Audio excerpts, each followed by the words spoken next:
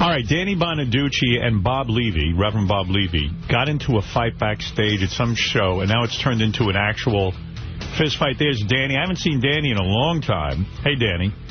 And there's, where's Reverend Bob Levy? I'll put him over at the podium so you guys aren't too close together. Well, Danny's got an entourage coming in. We haven't seen Bob yet.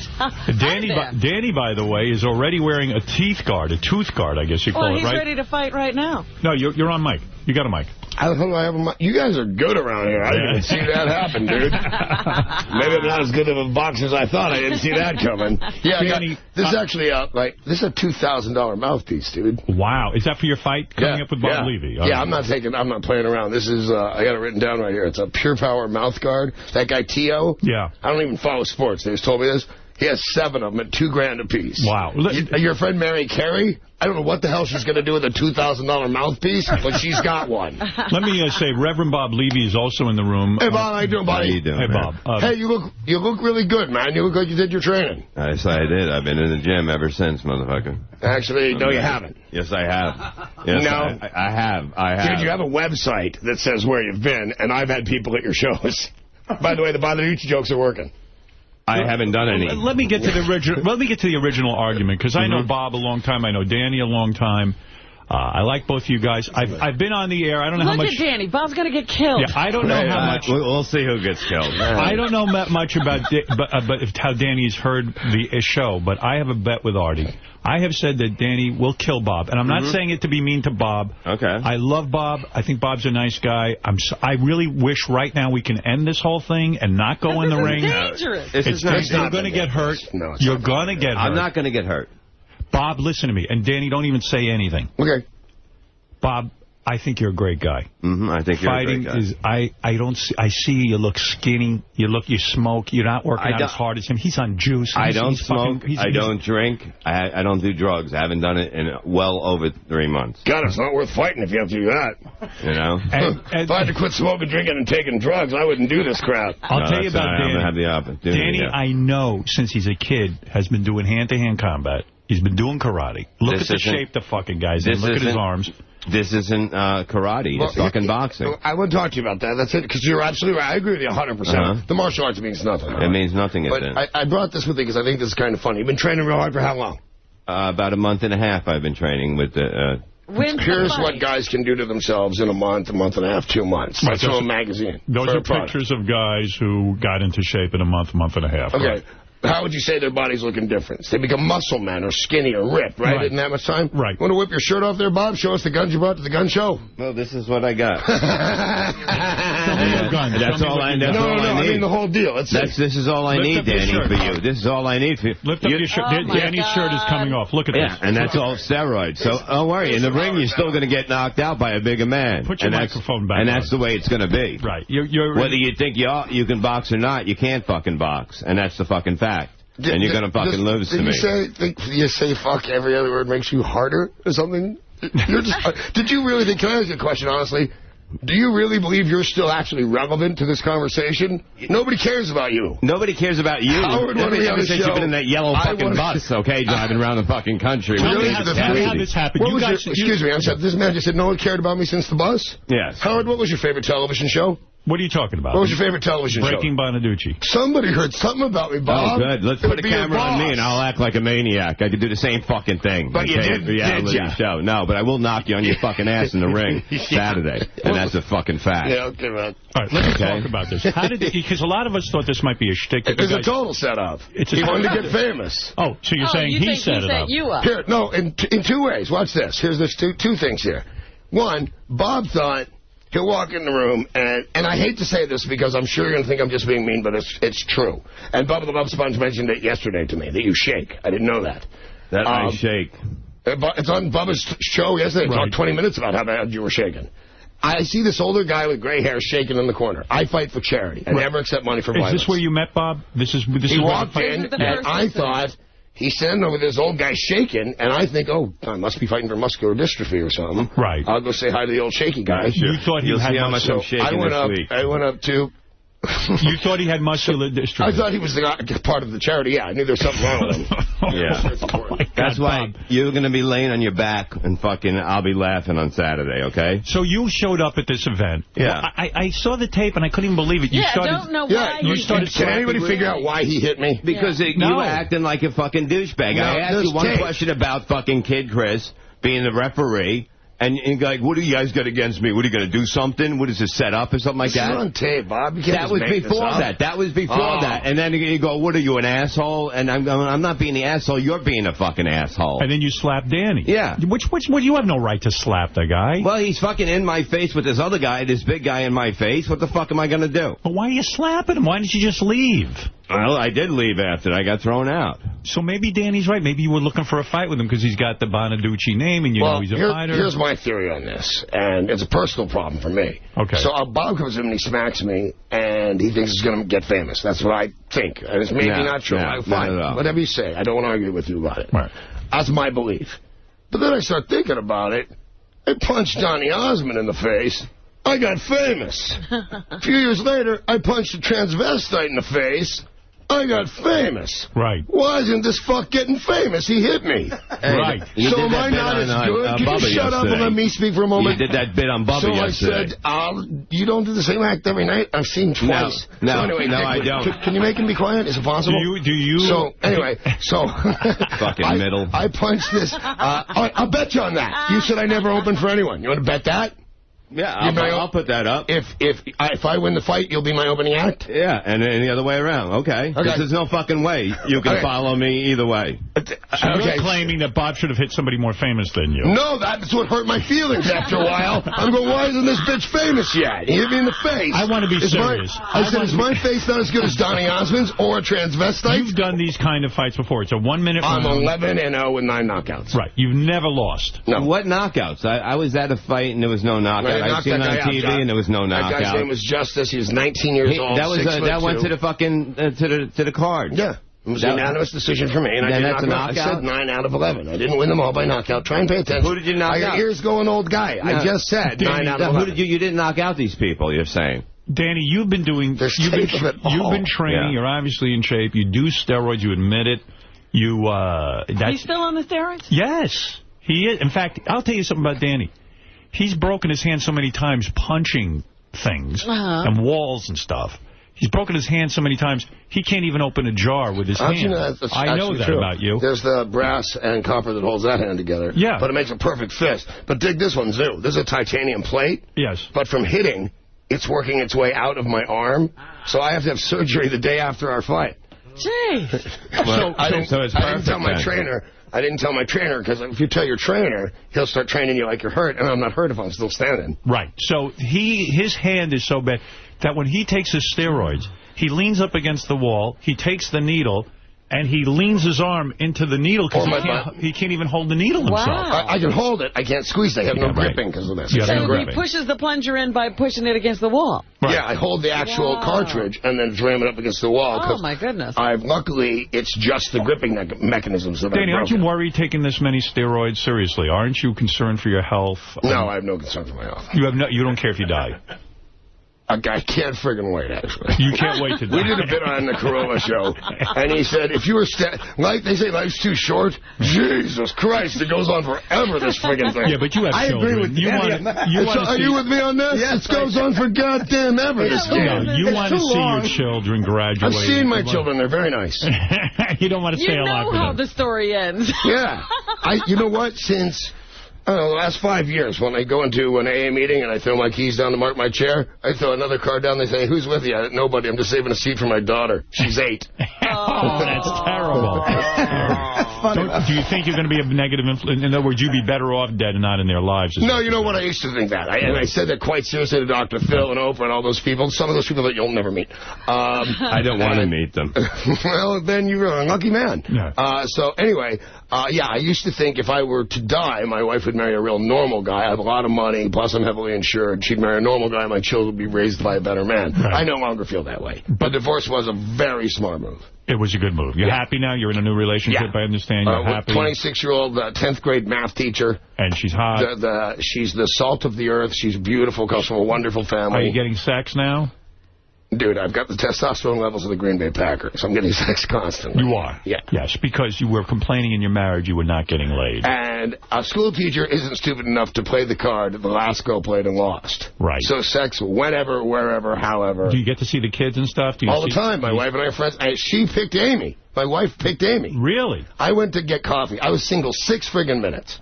My wife asked for a divorce. I said, well, I can either blow my brains out and go to Starbucks. I bet you wish I had picked different. So I went to Starbucks, and I hear this girl behind me go, I really like your show. And I'm crying out both eyes, and I think, this is how fast I turn into a dog. I'm crying, and I think, I wonder if these tears are going to work for me. So I went to one eye. I figured 2 eyes are too much. So I went to one eye, turned around, I said, oh, hi. And we got to talking, and she said, you're so quiet. I didn't think you'd be quiet. And I said, like Benjamin Franklin once said, I would rather sit silently and be thought the fool than open my mouth and prove the point conclusively. And she said, well, that's almost what he said, but he was Abraham Lincoln. And I went, I love you. Yes. And I went home with her. Is Gretchen with a new guy now? No, she won't be with a new guy till she's legally divorced. She's the big Christian. Remember, I had to marry her. Right. But you don't care now? You're not hung up if she has sex with another guy? No, I'm not like flipped out. No. I went on the radio with Gretchen because she said people were too afraid to date her. In other words, if a guy was dating her right now, you wouldn't say, I'm going to kick his ass. I've actually got a contest going at my radio station. I will give $100,000 cash money to the first guy to marry her. That goes down by $10 grand a month. Aren't you afraid, like when you met Gretchen, you immediately hooked up with her, married her that night? Yeah. Is this what you're going to do with the school teacher now? You said, I love you, and now you're hooked up? That's it? I mean, you're not going to date a little bit? You're not going to date? No, but I eventually, if I lose interest, I just cheat till they catch me and then they go. I see. That's a smart move. I admire that very much. Now, Bob, I adore you. I really do. I think you're a great guy. He does seem to really like you. Right? I do. I like Bob. I know. I like Bob a lot.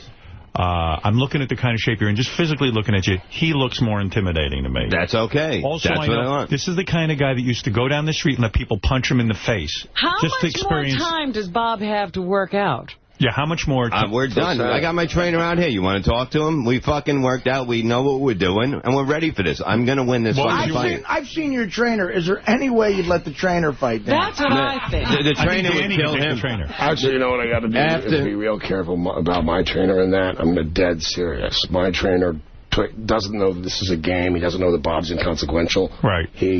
So therefore he thinks his trainer is consequential. Right. My guy fought Lennox Lewis for the heavyweight championship of the world. Wow. And is only 5'10".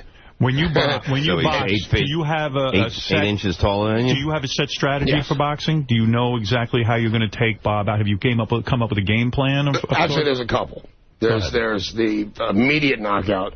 And then there's, if he slips in a big right hand because he's bigger than me and I can take it, then I torture him for all 3 rounds. You'll be angrier if he punches you. No, if it hurts, I'll knock him out. I'm not going to take a chance. He's bigger than I am. Right. If it doesn't hurt, I'll make him bleed for 3 rounds. When they say it's 1 minute rounds, that doesn't sound long, but it is long, isn't it? A minute is forever. It's for goddamn. When you're throwing punches. As a matter of fact, will you admit this or not admit this? It's up to you. Yeah. If you want, whatever you want to do. You fought for 2 minute rounds. Yes. And then when you got to the ring, did you go, wait, you know what, I'm rethinking this. 1 minute rounds will be plenty. No, 1 minute is a lot when you're in the ring. When you're in the ring I told you on the phone, I said, you don't want 2 minute rounds like you're saying you do. No. You're just showing me how little you know about boxing, thinking you want to go 2 minute rounds with me or anyone else. No, I don't want to go 2 minute rounds. No, 1 minute is a lot when you're throwing punches and you're getting hit by punches. Right. It is a long time. And thank you for being honest on that. No. Will you dance around or will you come out and really start throwing these punches? That really depends. It really you don't know until it happens. So. Listen, I was talking to Artie. Artie bet $1,000 on you, and I bet $1,000 on Danny. I'm not a betting man, but I just know that this guy is... What are you doing? Danny is... I made a lot of bet bets in my life. I like Bob. Bob's a friend. I'm trying to give him confidence. If you got an extra you don't have to bet. I've seen you fight. You've seen me fight. Yes, and he's, but... Danny, do you run the risk of being a little bit cocky here? I mean, maybe being overconfident. No, look at him. He's bigger than I am. I just said he could slip in a right and really hurt me. Here's what I will say. I thought there was an element of bullshit about this, but now... I'm almost I really don't want to see you get hurt. I'm not going to get hurt. There's no way I'm going to get hurt. How about this, Bob? I'm going to say something right now, and I would never even make fun of you for this. No. Let's call it off. No. We can't. We can't. My friend, I will not call. Feldman, there's no way. He's got GoFightLive.com is where you can see the fight on Saturday night. No, but he's invested in that. These guys from Zuntware. What is Zuntware? Zuntware is the thing that my listeners came up for you, actually. I was trying to think of the dirtiest word I could call them on terrestrial radio. Right. And I couldn't figure it out. Some guy sent me a shirt, well, actually a clothing company, and it said Zunt, and then it said 23 letters lower. And then when I figured it out, if you count backwards from Z, it goes to C. So you're 23 times lower than. So you're calling Bob a cunt on that shirt. But now they came out the whole line because they liked it so much. There's the Zuntini, and it has a martini thing on the back. So and they're giving me a bunch of money for the charity. Oh, no kidding. They're on my robe and everything. Then that, if you want to check that out, that's Zuntware.com. Right. And this PPM, mouthguard.com, they came through with money for the charity. Everybody is great. So you have to go through with it now. Bob, what is your strategy? Do you have a strategy against Danny? Yes, I do. I mean, I'm a taller man than him, and I'm going to keep my hand in his face the whole time. I'm going to jab the shit out of him and let him make a mistake. And when he opens up, I'm going to fucking knock him out. Are you kidding? That's your strategy? You're going to keep me off with your jab?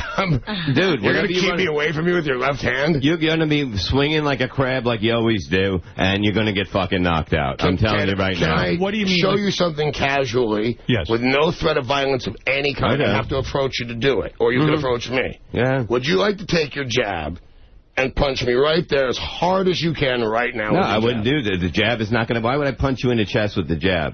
You want him to punch you right now. You will not do anything to him. I'll put my hands in my pocket. You want him to punch you in the chest right now. We'll save it for Saturday. In other words, what would you do? Laugh at that? That's your point. You'll see Saturday how much you're laughing. But why do we see now just to help Howard's show? We don't need to fucking see now because you come down and see it. Why don't you punch him in the chest right now?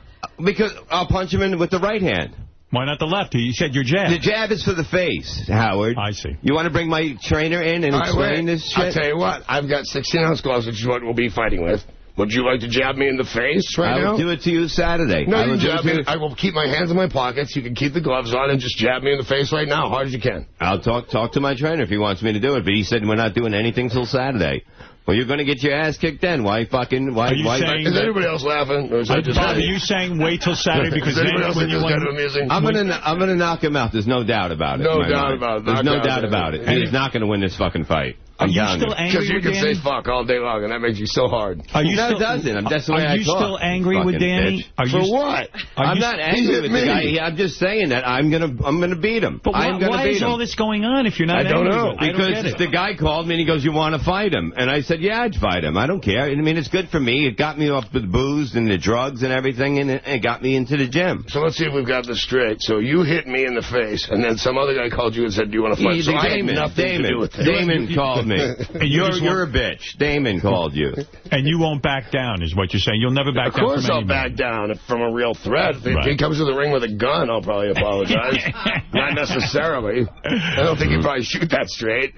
You will actually walk around and let people, like you've had people punch you. And do it right now. He won't do it. You're willing to let him punch you in the face right now? Yeah. If he puts on the gloves that we'll be wearing, I won't even put on headgear and nothing. And you're confident? I'll put on my mouth guard. He can punch me in the face as hard as he wants. And you're confident it won't even stun you? No, I kind of hope it breaks my nose, actually. Really? Yeah. You realize who you're fighting? He'll be the fifth guy. You hear what this guy's saying? Because you know what's... No, you know, I want to explain that. Because a referee will never stop a fight from blood shooting out lower than your eyes. Right. If it's coming out from above your eyes, he'll stop it because you can't see. Yeah. Somebody paid some money for these tickets and deserves some blood. He's going to be wearing a bunch of headgear and these big-ass gloves. It's going to be very hard to make him bleed. If somebody's got to bleed, I'm happy to do it. Would you prefer the fight? Did you read this article the other day in the Inquirer? It's up on MySpace. I was stabbed twice just last month in a robbery. To talk about that, what happened is you were walking down the street and someone I was doing road work, or I run.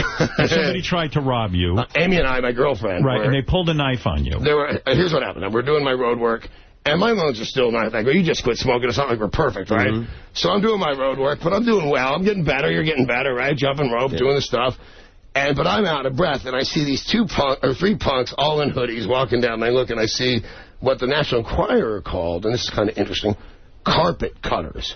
when I blatantly called them box cutters. Right. And I think that they thought that word is now so associated with this particular day, they wouldn't print it. Isn't that odd? Oh, that is strange. Isn't that strange? Okay, so they had box cutters. So they got, all three of them got box cutters, and I'm out of breath from doing my road work, and I just can't run anymore. If I say I try and run, these guys are going to stab me in the back. And where are you doing this road work that there are guys running around? MacArthur Park, down, it's great, yeah. You go to bad areas to do road work? No, I went to this cool lake that's in a really bad area that has a great track. All right. So I figured, I can't run, let's go the other direction. So I just turned, I walked right up to him, I go, can I help you boys? And two of them just ran, just like this. And the guy goes, I can curse, right? That's cool. Yeah. The guy goes, give me all your money. And I go, I can't give you my money, dude. My girlfriend's watching. And he goes, fuck your girlfriend. And I went, well, now you're just being rude. And then he said something else. And I said, listen, and this is where I might be misjudging you, man. I was wrong on this cat. I go, you've talked to me too much. You're not going to cut anybody. You're too engaged in conversation. You're never going to cut anybody. And he goes, whap, and cut me from here to here. Wow. So I turn to see if Amy's screaming, and he cuts me from here, and there's her name tattooed, cuts her friggin' name in half, slices me from this shoulder to the elbow. You've already tattooed Amy's name on your shoulder? The next day. You're kidding. That's her mother's name. You fucked her, too? Oh, wait. Don't be rude to her mother. That's just, there's no reason to do that, is there? Why would you have a tattoo of a mother on you? She sent me a birthday card when my family didn't. Anything else? You're quite fucking retarded. Really? The nice woman sent me a birthday card on my birthday? So I'd get a tattoo of him. I got another tattoo, Bob. What is the other tattoo? Wait, you're pulling up your pants? What's on your ass? It says Bob on your ass. Wow. He tattooed your name on your ass. Why did you do that, Danny? I didn't send him anything yet. Because even if he does knock me down, I want his fucking face to hit the canvas first. You're insane, you know. You're fighting the wrong boy, Dick. Yeah, we'll see. Are you going to be able to knock him out with, I'm not positive. With big gloves on like that? I've done it to 9 people in better shape than him, but I don't know. I'm going to win. You've been able to knock people out with these gloves. Here's the thing I could say about what Bob's saying. Like, Bob is talking about boxing, like the thing with the jab. Like, jab, hook, right, uppercut. The jab is what got sort of, it's how Mike Tyson lost his first fight. A lot of people say Buster Douglas kept with the jab, jab, jab, and he's punching him with a jab in the throat, in the face, keeps him at bay. Right, keeps him at bay. That's what Larry Holmes used to do. Even Tyson said Larry Holmes had the best jab in the world. So, you know, and Tyson is more like the Danny guy I'm feeling in this. Right. And Buster Douglas with that jab outboxed him and tired him out. Yeah. But here's the thing. Let's see the jab right now. Well, yeah, that's what I mean. It's like, it's got to be a good. It's got to be a good jab. Okay. It's got to be like a. Come on, this is the Howard Stern show. You can make him. I can't make him do that. Why can't you make him? He doesn't want to punch you right now. But Bob, you see, like, didn't you? I saw you take a punch. What if you damaged me? What if you hit me so hard that you give me that I'm hurt on Saturday? Wouldn't that be awesome? You're getting the first punch in. Bare knuckles, dude. Bare knuckles. You want me to punch you in your face? Bitch. You want me to punch you in your face, bare knuckles? No, boxing glove to the face, bare knuckles to the body. Unguarded, hands in my back pocket. Bring my trainer in and ask him. Ask your trainer if you can hit me. How about if Bob stands? Should I call your mom? Can Bob cut you with a box cutter right now? Actually, that didn't hurt at all. It scared the Jesus out of me. What is going on with you that you like these people? That you actually welcome this pain and really you do you want to go this deep? Do you have Gretchen's name tattooed on you? Was that a strike at her? No, she said I would never join that club. You put... I have names all over me, dude. On the yellow pages. I can't remember. My name is on you? No, do you want it? I'm surprised it's not. It'll be there after the fight if you like. I would be very Where would you like it? Yeah.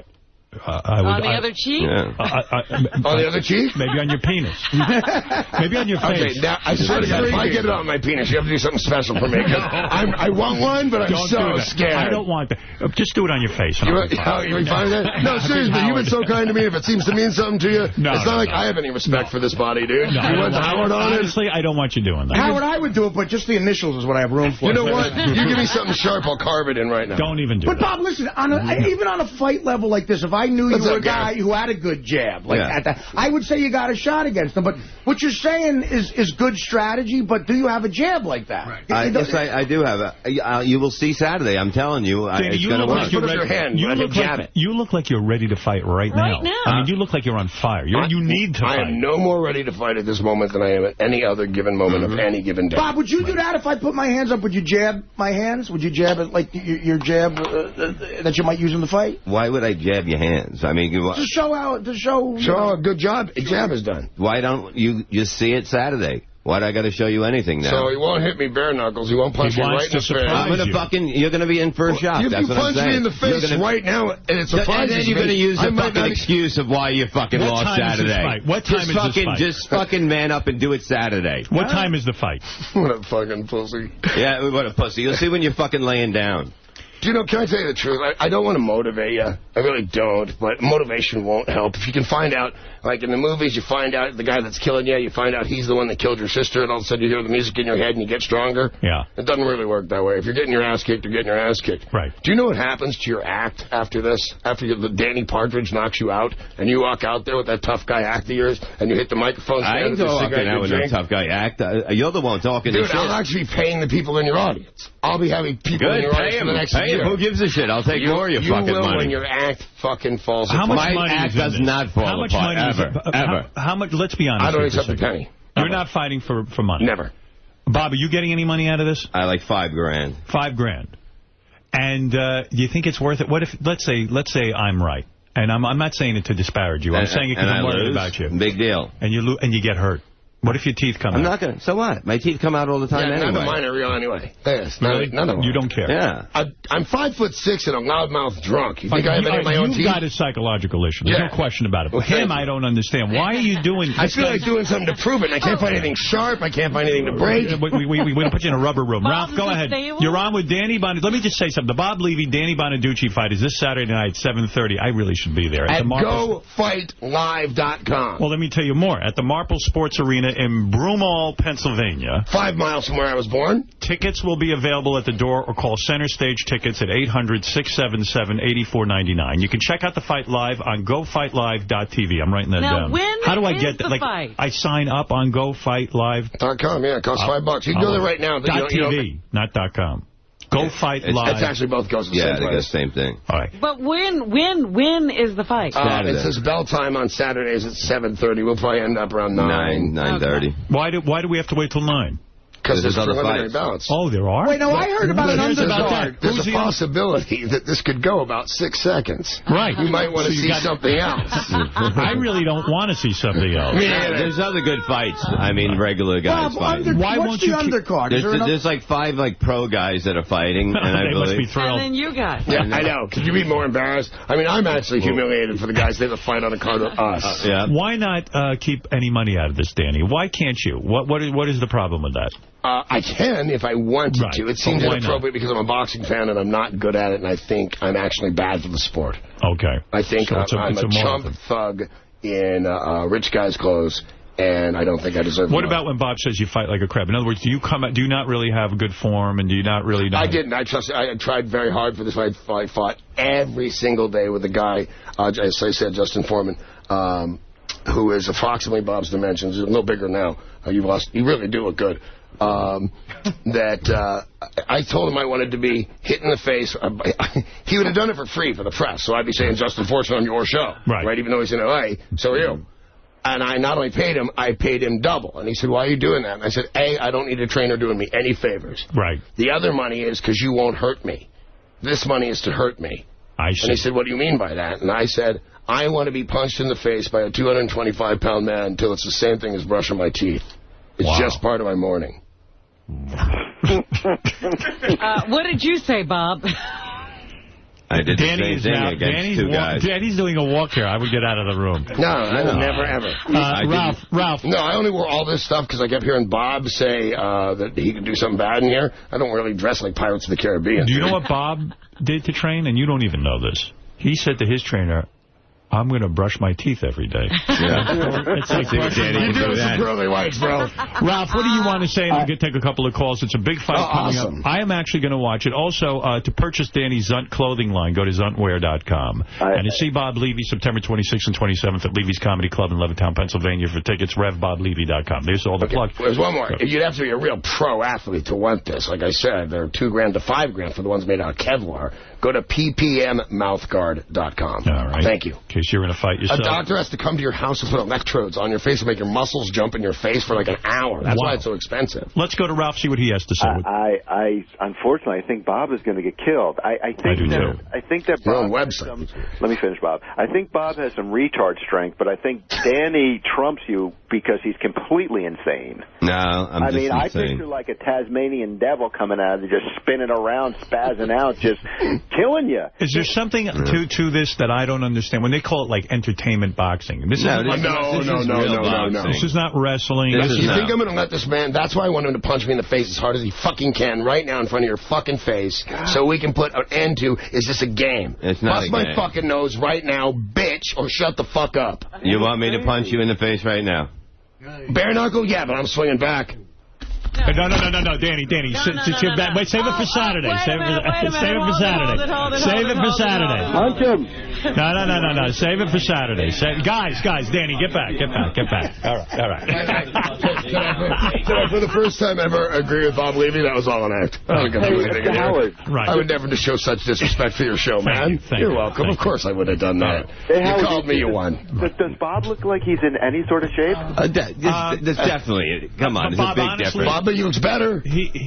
Danny looks like he's so it doesn't matter monster. About a monster. Who gives a fuck about? He's got tremendous strength, and I have the height, and I have the reach. I think and I can fucking do it. I can last. Have you ever boxed anyone? Yes, he put me up against two guys, my trainer did. I went 2 minutes each to fucking hit the wall, and I fucking got my ass kicked against semi-pros to learn what I fucked up on. And we worked on it. Everything. Did you beat Sounds anyone? like a great plan. You got beat up.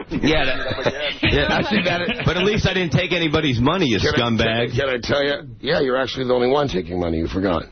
No. You're taking $5,000. Yeah, that's right. Yeah, I'm giving mine. At least it wasn't Artie's money, you fucking cheap fuck. Let's go to Pink Cowboy. All right. Pink Cowboy, you're on the air. Hello, Howard. Hey, Bob, I have a question for you there, big boy. They call me the Pink Cowboy, and I got something for you. How about I bend over and you see if you can punch me in the ass, big boy? Love this show. What the fuck was I want one of these. Let's go to Keith. Keith, go ahead. You're on the air. Yo, Bob, man, you are going to kick his ass. Yeah! Acting like a fucking wrestler. He's a steroid junkie. He's nothing. He's a fat little kid from the Partridge Family. And fat fucking pig, you should see me. I'm a beast. I can barely carry my own weight. Let him talk, Dan, like you said. Let him talk. Down, Danny. You suck. Howard, Robin, Fred, you all rock. Go, Bob, Levy. Well, I'll tell you what. Bob Levy, all the fun and games in the world, Bob, I don't like this. This thing stinks. I want you to, however you have to get out of this, get out of it. There's not, Howard, look, you play chess. Out of this. I play sport, okay? Right. My whole life I played sports, okay? This is just another sport to me, okay? Right. And I can fight. Artie seen me knock people out. I've street fight. I could do Artie this. saw you knock someone out? Yeah, I saw it. It was a drunken fight at a club in Boca Raton, a comedy club. I saw him beat up a guy, yeah. Really? Was the guy a big guy? He was a big guy, yeah. I've knocked out a few people. Artie, how long did the fight last, though? I'm going to go with the right hook. 2 lines of blow. No, it was a fight. 10 seconds, one of those kind of fights? Yeah, fight. Yeah, absolutely. Yeah. It was like under a minute. Does that worry you at all? But that's a world of Let me ask you something. That scared you a little. You've been in a lot of street fights, have you? Growing up in Staten Island, I did when I was younger, like 20? At least 20. At least. What's that bone called right there? I don't know. I don't know a single street fighter that hasn't broken it several times. I broke this one 3 times, this one twice. It's your 3rd metacarpal. What's called a boxer's break? What the fuck are you talking about? You're like people that know what they're fighting. Every redhead is fucking retarded. Have you noticed that? Except this one knows the answers. Yeah. And you just say, your point is any real street fighter would know that's your 3rd metacarpal because it breaks in every fight. You miss by an inch and you break your 3rd metacarpal. I guess I don't miss, motherfucker. I guess not. God, you must be so bad news. Thank God for the gloves or I'd be dead. Yeah, well, you will be dead. You talk a good fucking Bob, game, and you're going to see. I have one issue with what you said. Rusty Staub is not retarded. I know. Okay, one person. And Carrot Top is a goddamn genius. That's right. Danny, why do you get caught up in all of this? Really, what's in this for you? I mean, you're not getting any money. Why didn't you just say to Bob, you know what, Bob, good, you can beat me up. Fine. Who cares? Do you want to go to see if I'll tell you the answer, but somebody will mock me. Go ahead. Because I'll feel something.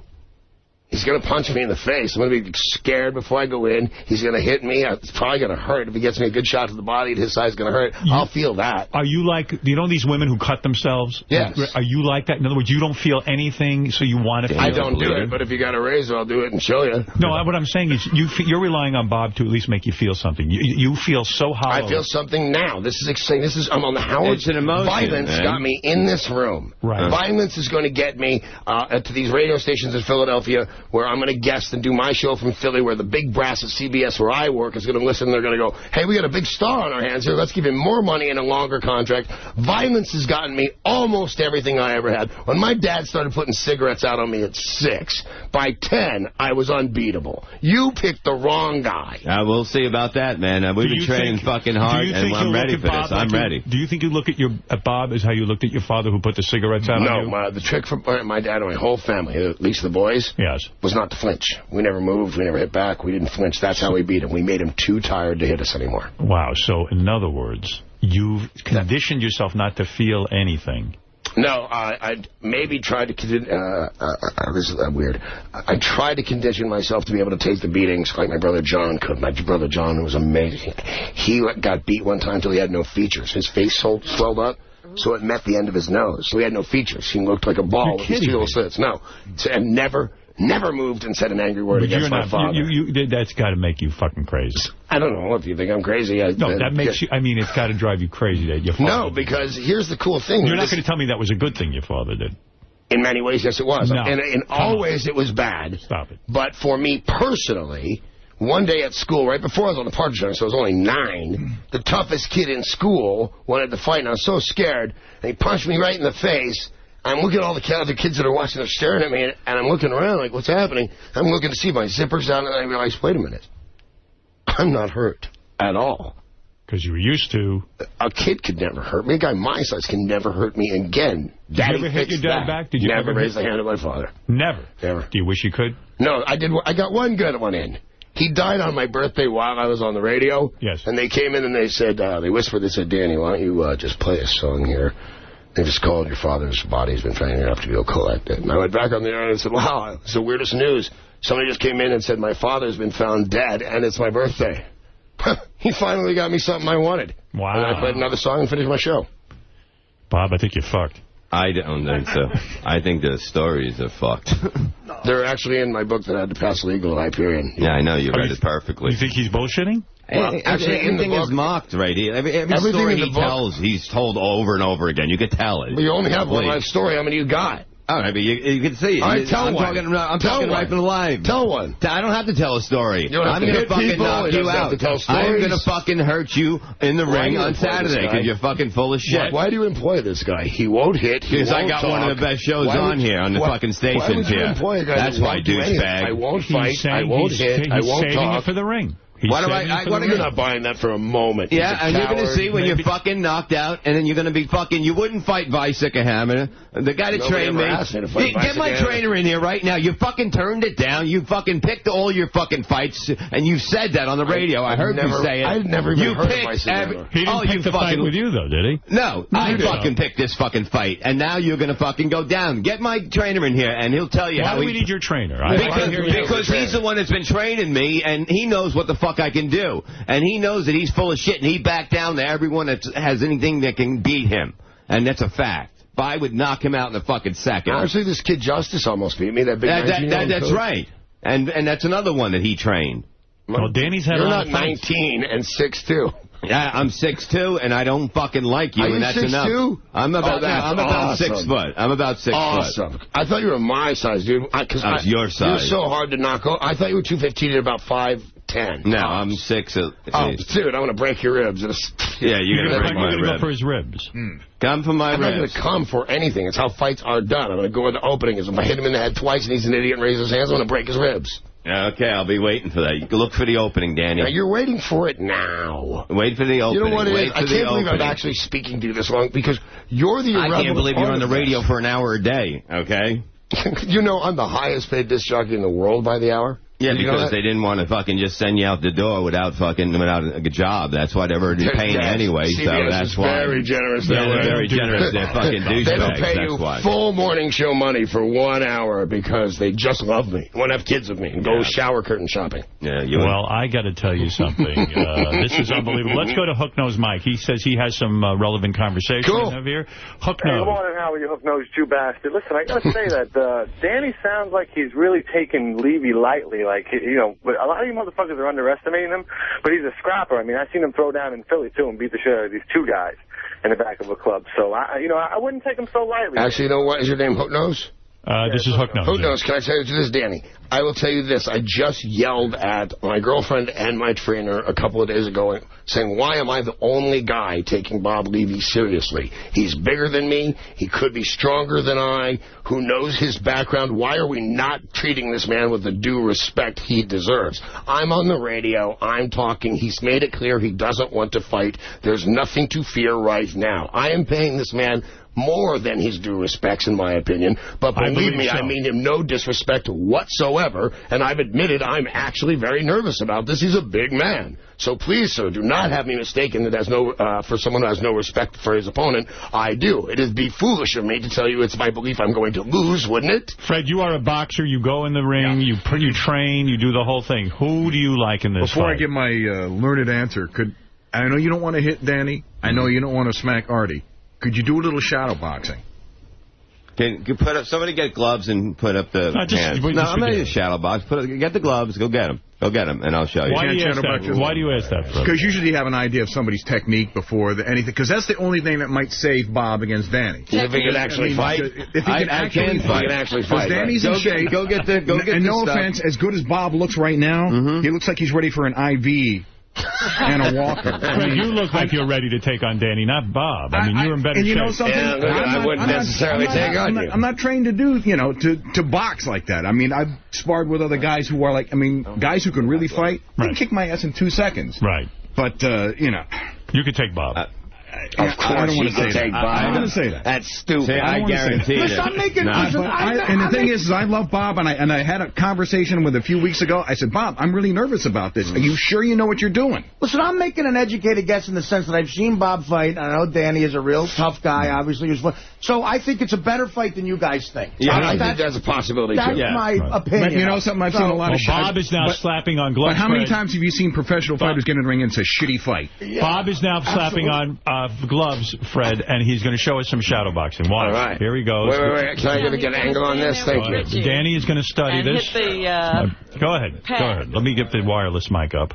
Okay, you have experience you watching this, too? 1-1-2. Go ahead. 1-1-2. Jab, right.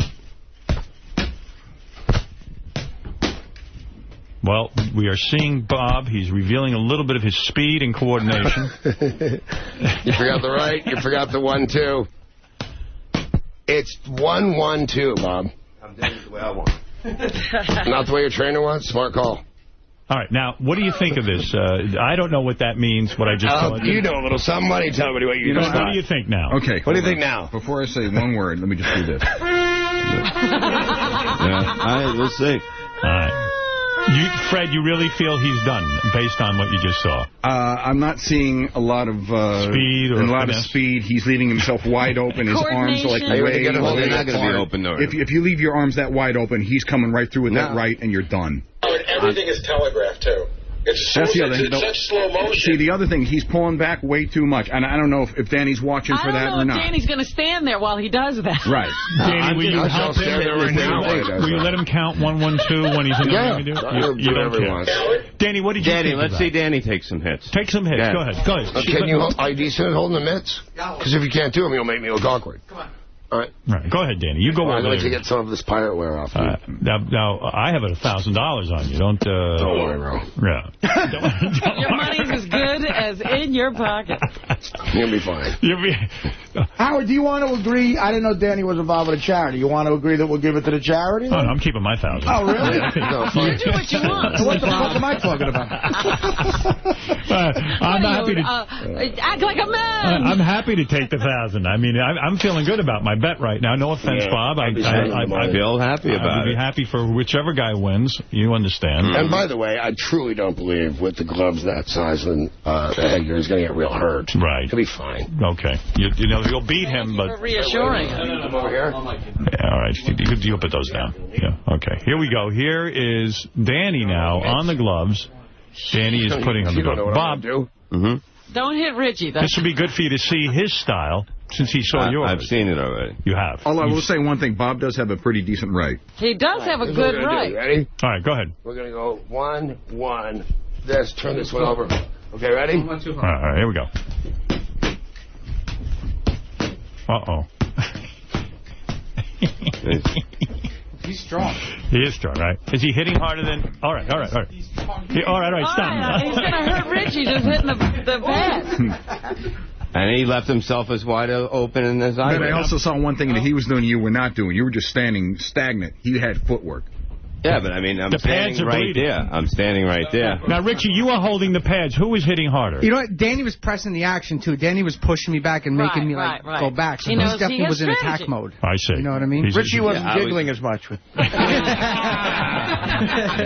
it more seriously. Yeah, you seem to take that more seriously with Danny. Well, Richie fights, so Richie would know. But, Bob, is it impossible you held back in that demonstration to throw Danny? Just throw me off with a strategy. I mean, I wasn't going after him with it. He was acting like I was just throwing a jab. Well, to be honest with you, you're not. When you said you could hold the mitts, I didn't mean could you physically hold mitts. I mean, have you been trained at it? It's very difficult. It's actually harder than hitting. Yeah, because if you're moving around, you're not going to hit. Because I wanted to go jab right, hook right, body, hook right. And there was no way I could teach him that in time. Well, boys, this is exciting in the sense that I am curious. I got this for you. What is that? It's a little coffin ring that opens so I can carry around some of his ashes. I have a radical, some radical advice for Bob training-wise. Is there any chance go the other way, like get drunk and coked up before the fight? Because I've seen you fight and you're good. You know what, though, dude? I've have some experience with some people somewhere that might have done some such thing, and your heart will explode. Fred, dude. now you actually get so tired much faster. Don't do it. Fred, you saw both guys. Who do you feel is the winner there? Unless Bob is holding something back. Yeah. And I know, and I'll give Bob credit for one thing. His right hand actually looks pretty impressive. The edge goes to Danny. I see. Thank you, sir. All right. Well, we'll see what happens. Robin, what do you think? I know you're a fight fan. You saw a little shadow boxing. You know Bob. You know Danny. Do you think... Well, Fred is right. Bob was standing upright. That won't last long. Don't worry about it. You feel he won't be upright long? Usually boxers... He's 6 feet tall now. He'll be, what, foot and a half thick? And I'll be standing tall over him the whole night. So usually boxers, when they're hitting a bag or they're hitting mitts or something like, there's some sort of rhythm that you're kind of working off of when you throw your punch. But you also have to, have some bend in your knee. You got to, the punch has to come from somewhere. Bob, and when I saw Bob, there wasn't a snap. Bob, can I understand something here? Is your philosophy in all of this, look... Get famous? No, not that. I'm already famous. It's your philosophy. Listen. Your household name, I've asked. Danny's good on the air. He's a big shot. He's a blowhard. Is you looking at him as a guy who talks a good game but doesn't really know what he's doing? He talks a good game, and he's not going to be able to win this fight. I'm telling you right now. All right. I'm telling you, those punches. I've seen him. You know what? If you came in here and said anything else, we wouldn't have a fight, would we? No, I guess not. Do you really dislike Danny? Do you really dislike him? I don't dislike him, but I mean, I think he's a loudmouth motherfucker, and I just really would love to knock him out. Dude, it's my job, but aside from being a loudmouth motherfucker for a living, if we're in a fight, of course you'd really... You know what it is? Your grasp of the obvious is amazing. I want to get in a boxing ring with a guy and knock him out. Now, there's a fascinating strategy if I ever heard one. I think I'm going to get in the boxing ring and box, and then I'm going to get in a car, and you know what? I'm going to drive. It's the weirdest strategy. Wow, no wonder why you got that fucking hour in L.A. The one that pays me $1 million? Yeah, because they didn't have the balls to throw you out of the door. No, they did not, sir. A whole company didn't have the balls, but you do. Yeah, but they will next year when your contract's Well, boys, what's the strategy here? You're going to go down to... When are you guys going to go down to the site of the fight? Are you going to go down Friday night? Are you going to wait till Saturday morning? Saturday I'll be there. I got to go up to Philly. I got to do companies I work for, CBS, I do YSP and IP, and I got to do my show this afternoon from Philadelphia on your old station, 97.1 in L.A. Okay, all right. So you'll be doing that. Yeah. And then the big fight on Saturday. Saturday night. All right, well, you don't seem too concerned. Well, here's my day. Here's what I got planned. I got to wake up, have something to eat, kiss my girl, maybe go for a swim, jump some rope, kick his ass, and get something to eat. That's it. That's my plan. It's just another thing on your agenda. Yeah, it's 6 minutes. It's the smallest thing on my agenda. You're not nervous about it? No, I'm nervous. Yeah, I'm sure, of course. I'd be a liar, and he is not. I haven't heard him. I've seen him some real blowhard stuff and some stuff that I don't think he's really angry enough at me to mean, but it is a fight. But the fact is, you know, you blow hard at a fight. You sell tickets. At one press conference, it's on YouTube, as a matter of fact, Danny Bites disc jockey. That guy was $215, and he said something like at the press conference, I bit him till his head split open. It's on YouTube right now. Take a look at it. Then I break his nose, and then I break part of his neck, and they take him off in a stretcher. It's on YouTube right now. If you beat up Bob, will you visit him in the hospital? In the headgear, so I don't think he's going to the hospital. You don't? I really don't. No. I really, truly... If we can be, before this ends, semi-pleasant, aside from the two people that were not in physical condition to go out afterwards, all my opponents have attended the victory party, and everything's been fine. And you can visit mine. Okay, fine. And I would come to yours. If you were being, like, so mean to me personally, like you hate me, like I did something to you, if you win the fight, I'll still certainly let you buy me drinks, bro. Yeah, of course. Okay? So, I mean, I don't want to, like, have to hit you and hate you. I don't hate you. I just want to win as much as you do. That's exactly. All right, well, there it is. That's a reasonable strategy. Boys, I wish you both luck. Thank you, sir. I know Bob a long time. I don't have a good feeling about this for Bob. I'm not saying it because I don't like you. I like you, and I would really rather not do this. I am ready for He's committed. He's committed. And by the way, I know tough talk when I see it, and Bob is not particularly proficient at real tough talk. Right. But I believe he means every word. I think he thinks he's going to knock. I thought he was kidding. I thought he'd wait till he got hurt, go down, count to 10, and at least made a showing. I believe now that he really thinks he's going to win this fight. I'm going to go on the website and actually watch this. The Bob Levy-Danny Bonaduce fight is this Saturday night at 7:30 at the Marple Sports Arena in Broomall, Pennsylvania. Tickets will be available at the door, or you can call Center Stage Tickets, 800-677-8499. You can check out the fight live on GoFightLive.tv. What do? I give them a credit card, and they let me see the... For $5? I don't know. I think you actually put $5 into your computer. Like they have those things now, like an ATM. You got to put quarters in. All right, GoFightLive.tv. To purchase Danny's Zunt clothing line, you go to ZuntWear.com. And see Bob Levy September 26th and 27th at Levy's Comedy Club in Levittown, Pennsylvania. For tickets, go to RevBobLevy.com. By the way, I will tell you, the people I have seen see your show say you're very, very funny. Thank you. Well, okay. All right, and like we said, the loser of the fight opens for the other guy. Fair enough. Fair enough. There you go. You see that? There's almost a friendship here. So, Bob will be I've been friends with Danny. Dude, you go boom, and they go down, and they get up in 5 seconds. They're okay. The doctor looks at them. Everybody goes like this. They can't breathe for a couple of seconds. Then they walk to the dressing room, shower, and go out. You think it'll be one boom, and then it'll be it? I can't tell. What's your prediction? I can't tell. If I can take his best punch because he's been a little rude, I'll have to punish him for a while. If he hurts me, I'm going to knock him out right away. Right away? Right away. So if I hurt you, you're going to knock me out right away? Yeah. Okay. So I suggest, don't hurt me. That's a pretty good strategy. We'll slow dance for a little while. Don't piss him off. That's all.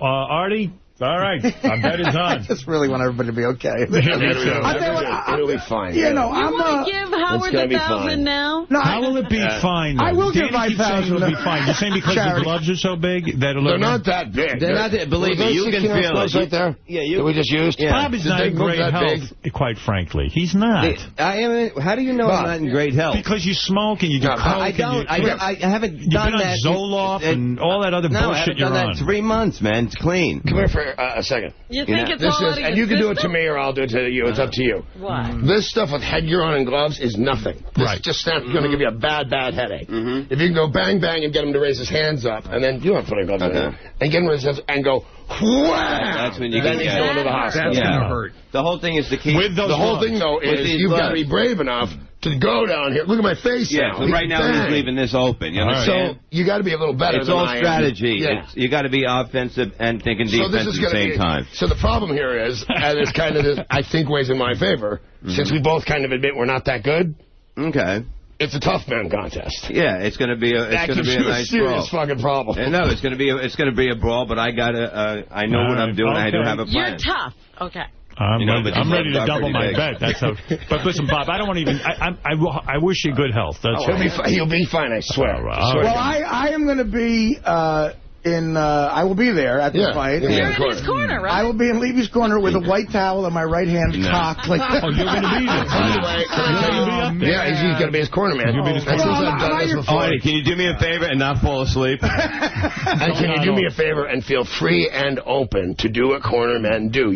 Kill him, knock him out. We're not going to hold anything against you. I didn't know I was a corner man, but... No, you're just going to be the chair man. You bring the chair in and out. I actually made my girlfriend a cornerman jacket just so she could sit there with a water bottle and always be up close to the fight. All right. And all she does is yell, kill him, and ew. Believe me, this is going to be a lot better fight than you guys think. I think now it is, too. I'm telling you. You're going to get beat up for a lot longer than I thought you were. All right. So the Bob Levy, Danny Bonaduce fight. And by the way, Danny does a radio show as well on KLSX in Los Angeles. I do. 97.1 every afternoon. Cover other...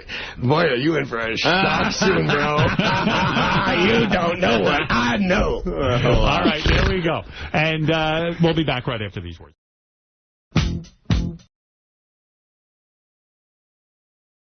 Fred?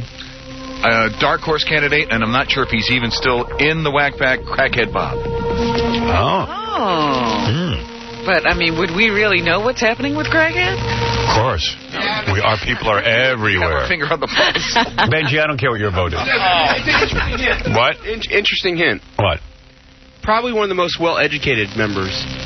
Oh, you know the answer? Oh, I know who asked you to do that? I said I have a hint. Who it is. Wait a second. You know the answer? Yes. And you just gave a hint. I said I have a hint. Who asked for you to give a hint? No one did. He did say he was giving a hint, though. But we don't want a hint. All right. Based on you Benjy's... ruined my game again. No hint. Benjy's microphone never goes on. So now does everybody know who it is? Because I get sucked into that fat control of the microphone. Benjy, I'm playing the game. Did I ask for a hint?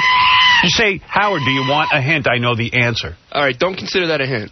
Oh, you know what? You're a dick. Now everybody knows who it is. Based on Benjy's hint, Beetlejuice. I do. Yeah, Robert says she knows who it is. Who is it? Big Black. Ooh. Wow. All right, Casey, the answer is? Robin's right. Wow. As soon as he said that, I knew.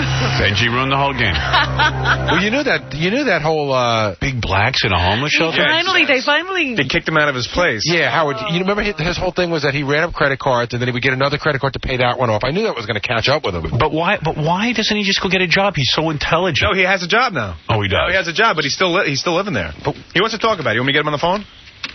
Yeah. Okay. Do they have phones at the shelter? This is a nice shelter. Wait, hold on. Do you hear what he just said? Artie goes, they have phones at the shelter, and Casey goes, he's got a cell phone. Oh. This is why he's in the homeless shelter. Why does a guy in a homeless shelter have a cell phone? Like, what, do you want a home before you get a cell phone? What the? A meal. Although, you know what? Cell phone rates are very cheap. Yes, they are. But remember, we met him because he used to call in and make strange voices with his computer. He had, like, this elaborate computer set. Yeah. He had a whole deal going. Hey, I tried to get him a job here. Yeah. It's hard to get him a job. And I don't know what happened. You know what happened was we liked him. It was a job that he was perfectly suited for, and we sent him over to, like, our human resources guy, and he was just weird. Yeah. He was just really weird. He didn't want the job, really. Well, that's what it was, too. He didn't really want the job. He was like... He wanted more money than it paid, and he was starting to make, like, odd demands. Yeah. And wasn't there, at one point, you were considering him for a job that included typing, and he doesn't type? Yeah. I was like, well, can't you go take a little typing class because you'd be perfect for this? And he goes, no. No. So I went, I saw right away there was a problem. Yeah. He ain't looking to... There's a real good reason he stayed in his house and didn't work. How educated is Big Black? He's smart enough guy. I mean, I don't know what he finished. He got like a big SAT score. He, he went to some, I don't know, he had some good kind of credential. Yeah, but I don't remember him going to a particularly good school. But he did seem to know a lot. All right, Benji, you seem to know. Where did he graduate college? I thought he graduated from Columbia University. No. No, I don't know that he graduated, but I do remember him saying that he might have gone there for a spell. I think he was doing some janitorial work. Right, he walked by Columbia. He went there and visited. He took a trip to Columbia. All right, he's not answering his cell phone. All right. Well, that's encouraging. Yeah, that's good. That's a good sign. He's out. Maybe he's at work. Maybe he's busy, which is what he should be doing. Well, All right. we were begging him to do something about his life before this happened to him, and he wouldn't listen. All right, listen, we got to take a break. What is it? Hey, he was supposed to be ready first thing this morning. You know, he's a security guard. Oh. But I said, are you working tomorrow? He goes, no, I'm not working this week. How do you not work for a week? Well, hey, you know, he's got other commitments. Yeah, it's vacation. Yeah, everybody gets vacation. This way he can organize himself over at the homeless shelter. Just spend some personal time. His library in order, that sort of thing. Yeah, well, on his cot, he's got some things he wants to get together. He says there's like 200 guys there in the place, in the homeless shelter. Yeah, but guess what? The rent's free. That's right. But here's a guy who never wanted to be around people. Yeah. And now he's sleeping around 200 other guys. I'm dying to talk to him because I'm trying to figure out, like, if he's ever getting woken up by a guy who, like, you know, isn't it always supposed to be, like, robbing and raping in those places? Oh, You close your eyes and somebody joins you in bed. Yeah. Well, the reason, like, homeless won't go to homeless shelters is they get in there and they get attacked. Yeah. A funny thing happened to Big Black. We were in Atlantic City for the John Cabby fight, and we did that show. There was a big backstage spread, and Big Black was back there eating some shrimp, and Melrose went up to him and said, get out of here. We can't have every crazy back here. Get out of here. Melrose kicked him out. What a scene. What a scene. We can't have every crazy. So, yeah. Oh, there's shocking news. That's too bad. It's only fun. It's never funny when a guy's down on his luck, but he's not down on his luck. He just doesn't work. When we first met him, he had a job. Yeah. He quit that job. Yeah. He worked for the phone company because he didn't like the people who worked around him. Yeah. He's suspicious. Now he's in a place where you have to sleep with your shoes on. Yeah, sleep with all of your belongings. Yeah, I'm wearing my shoes. Those are my shoes. I want them back. Yeah, if I put them down, they'll take them. You have to tape your hat to your head. It's my winter hat. Yeah, I did tape a frying pan to my ass. I need some electrical tape. All right, I got to take a break. When we come back, we'll get the whole show going, but... we'll be back right after these words. Welcome back to BET Talk. Our guest tonight, Johnny Cochran. We travel now to California to talk to Paul. Paul, thanks for calling you on BET Talk. Hi, Johnny. Hi there. Let me ask you, are you going to see Howard Stern's movie with a white woman? One of those Howard Stern prank calls will pass on Paul. Thank you, Paul. You were successful. WNDE, Honeoye Falls, Rochester. Now back to the Howard Stern Show on 95.1 The Nerve. Stern Show. Hi, this is Leah Remini, and you're listening to a man who can stop drinking anytime he wants to. Howard Stern. Yeah, but why should I? I don't want to. Yeah, like most drunks. Yes, I want to stop. I mean, if I wanted to, I could. But who wants to? I never drink during the week, unless it's a special occasion. Right. Unless something happens. Yeah. By the way, we just mentioned Cabby a little while ago. Do you have any news? Is there an update? Well, first of all, remember I was talking to you on the phone yesterday after the show? Robin and I were having a conversation, and then I said, I got to go because Cabby called me. So I go back to my phone messages, and he left me a number to call him. I call, and a guy named Gary answers, and so it's not his phone number. Then I call another number that he left on my machine. That was some other guy answers, and I asked for Cabby. They don't know who that is. Yeah, it was clearly not. So he left me all wrong numbers. Goodness. So then I wrote him an email because I wanted to know what the hell happened with his mom, and the email was. I saw them yesterday up at the station. He was up here with his family around 2 in the afternoon. Oh, yeah? And, you know, it was... those strangers he's now calling his family? You know, it was the same thing that we saw yesterday. The mom was just so happy, and she was like, you know, sort of like hugging him and rubbing his back, and he looked shell-shocked. Yeah, which is... understandable. Yeah. I mean, all of a sudden... Well, he looks that way all the time. But he said that they had... Come to think of it. He said that they had a great day so far. Oh, good. Yeah. Well, I mean, I know he's angry because internally I could see he was like, how could this woman have dumped me off with another family? How come she kept all her other kids? What's really going to kill him? I was thinking about it later. The other kids. Yeah. Exactly. I can tell you that the mom was so happy and so grateful. We made her day. Yeah. Yeah, wait till she gets to know Cabby for a while. It was a day. She'll be calling us up going, why did you... It's almost like an Alien when somehow they managed at the end of Alien 1 to harness the monster, and then somehow in Alien 2 he's back. Right. She's going to be like, you had the monster harness. What'd you bother me for? What are you doing to me? Yeah, you made her day and ruined her life. I'm trying to get into my email. Yeah. But Lord Almighty, once again, it is clogged. It is just hosed.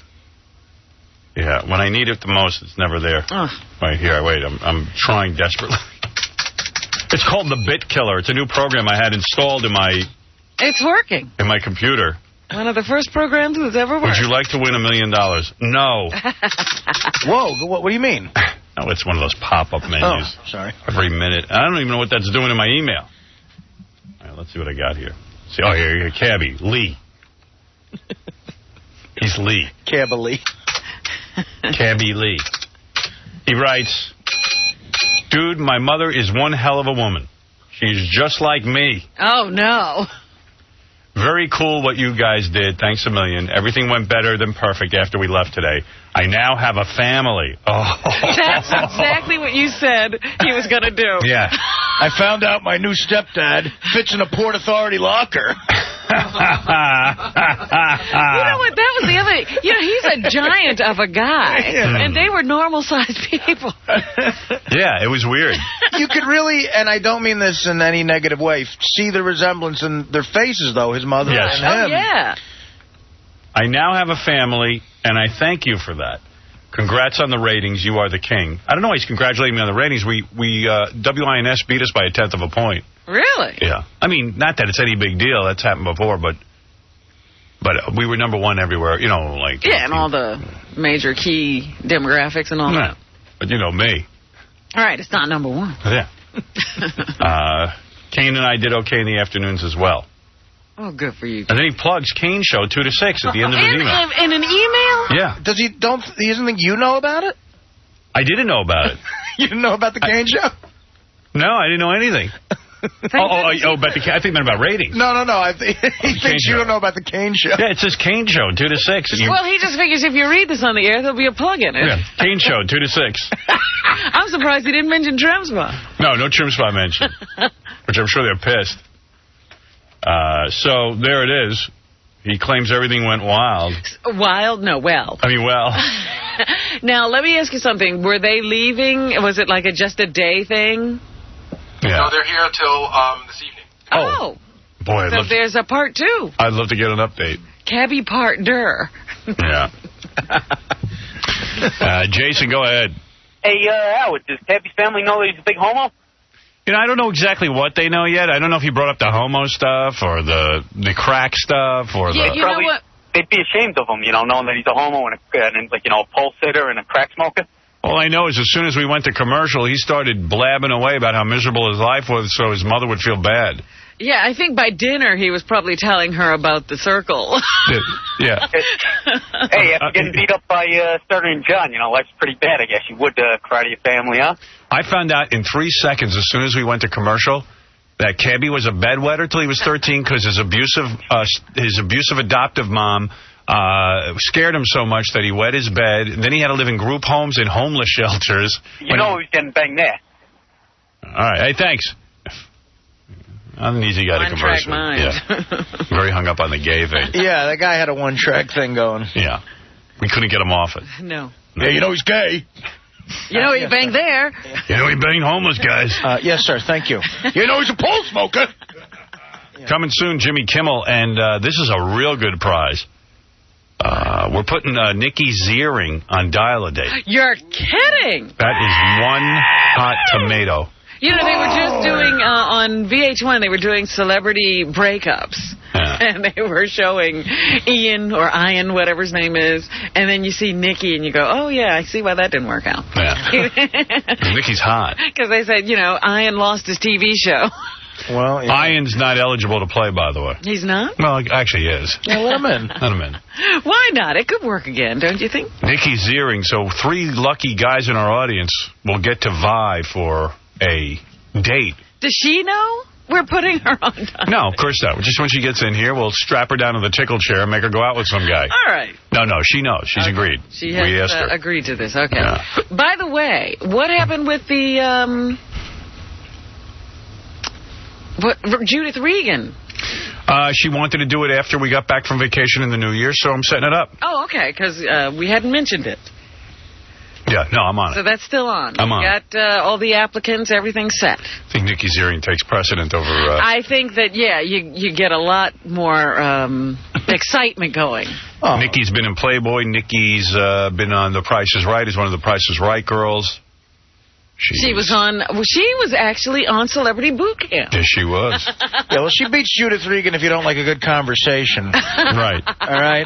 Oh, you know what? I'd pass on the conversation for a shot at that. He can talk to anybody. He can talk to you. Yeah. I think Nikki's got one of the most perfect bodies I've ever seen on a chick. Yeah. Really? Yeah.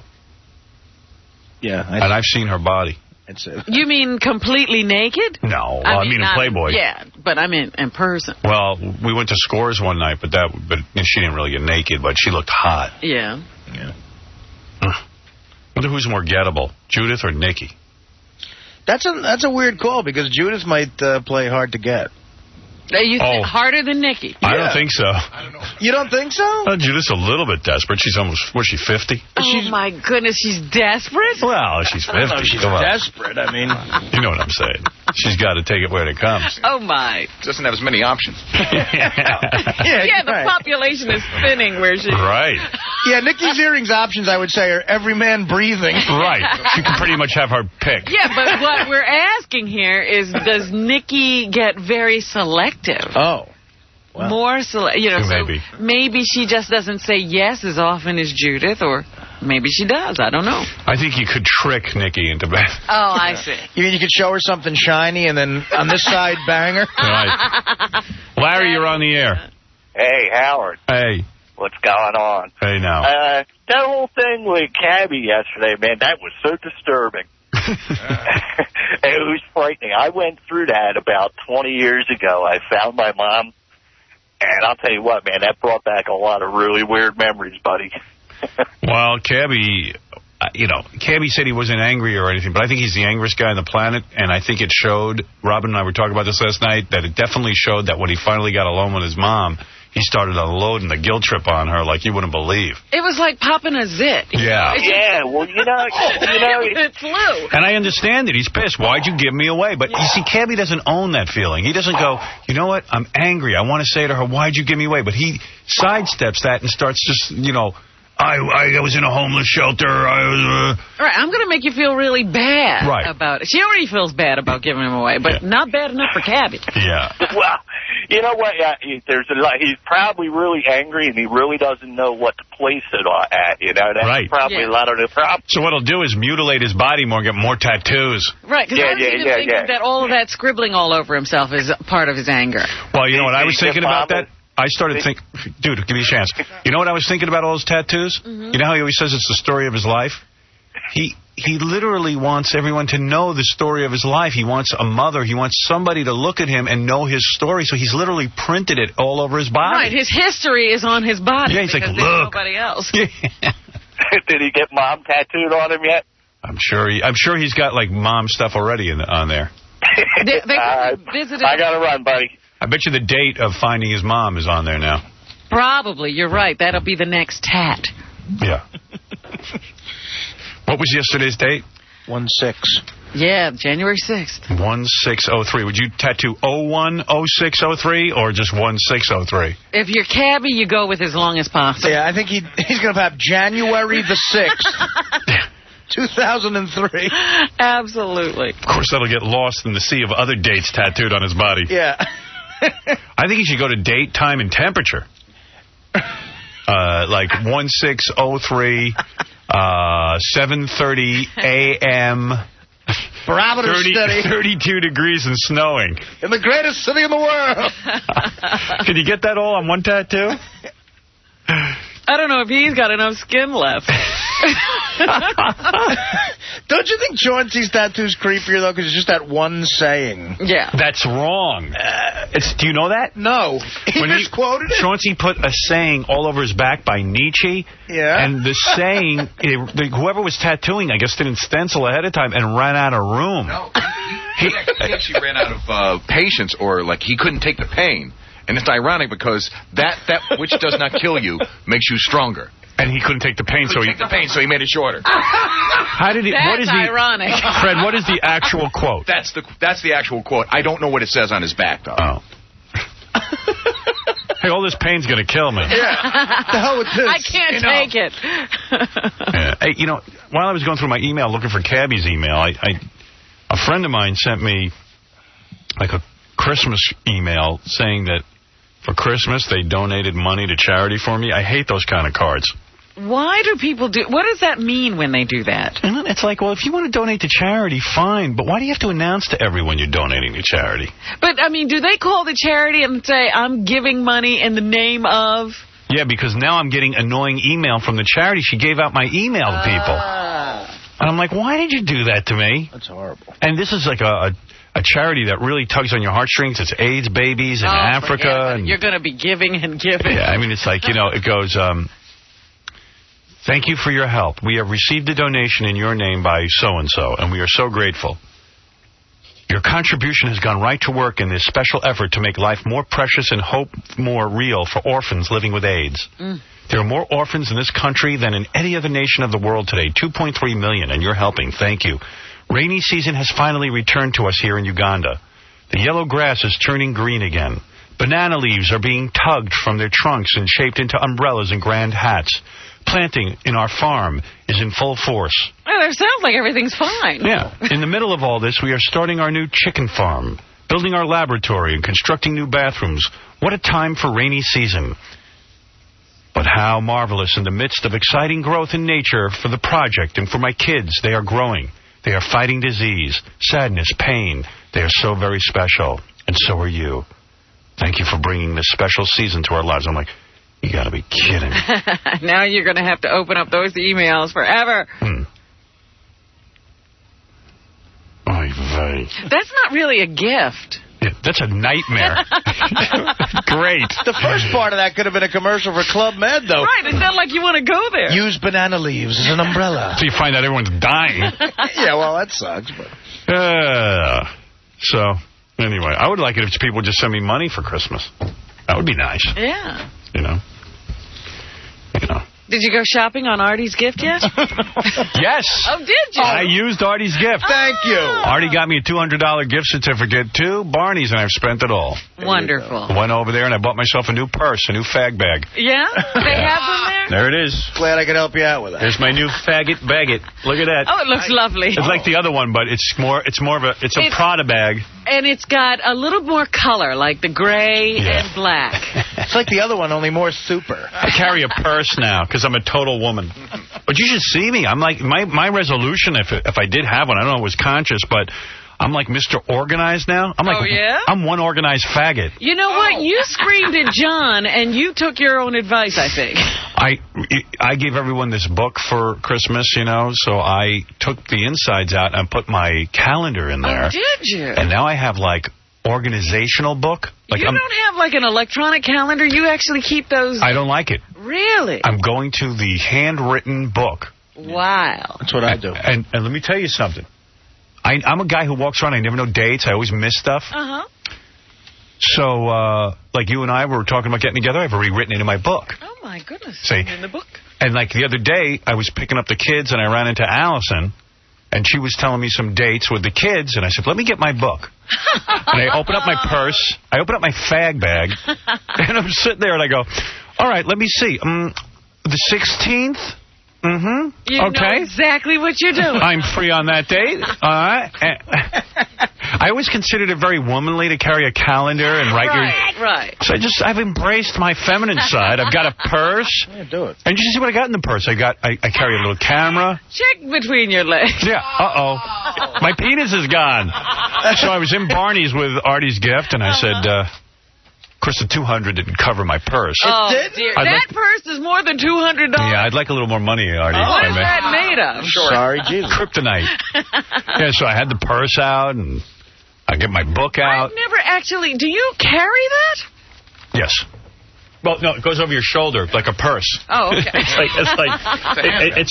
a handbag. So it's not handles. You put that over your shoulder. Yeah, I walk around like this. But what I do is instead of keeping it on my side like a woman keeps over her shoulder, I put it back by my ass. I was going to say, because I've never actually seen it. I've walked with you and I've never seen it. That's why I look like a school crossing guard because I have this big belt across me. But you see behind me is where I keep the bag. That's a messenger bag. That's where the bag is. So you don't look like you're carrying a purse. Oh, Stuttering John has an announcement. I got a purse too, Howard, for your advice. Good. But like, how do you look cool carrying this? First of all, I feel like such a girl. First of all, you did get a purse. You got a purse. That's why you don't look cool. That's a purse. This is from Scott the Engineer. Yeah, but it's not a messenger bag. Oh, this is not a messenger bag? Yeah, and also, you see how you got 2 buckles on the front? That's a pain in the ass to undo and do. And yeah, see, like, I would carry that. Yeah, let me see your purse. Bring it over here to me. I'm an expert on purses. I was over at Barney's picking through the purses. Oh, that's too small, John, for you. And look at, he's got the pouch on the outside. This isn't bad. Well, yeah, it looks like a woman's purse, and not only that, you got to make this belt longer so it doesn't look like a purse.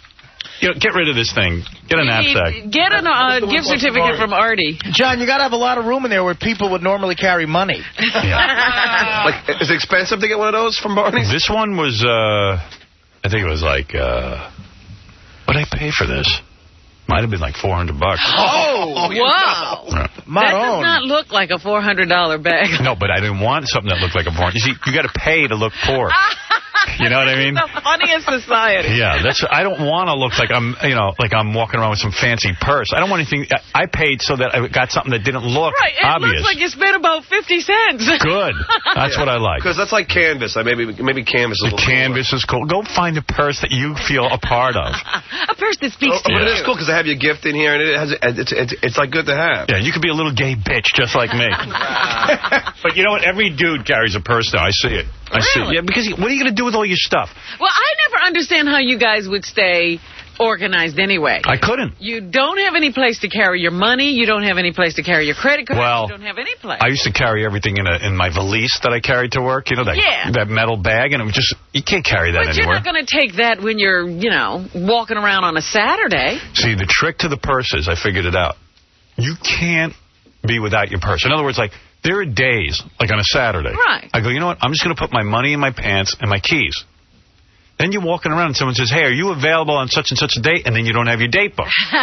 So you have to have your purse with you at all times so that, you're ready to go spring into action. Wait a minute. It's one thing when you're wearing a big, heavy winter coat. What are you going to do in the summer? You're just going to have that purse? Yes, I am. I'm going to carry my purse. You feel a little gay? Yeah, I feel gay, but I'm organized at least. Listen, I'm on the go all day. I got to carry my stuff. I don't want to carry some big, heavy valise.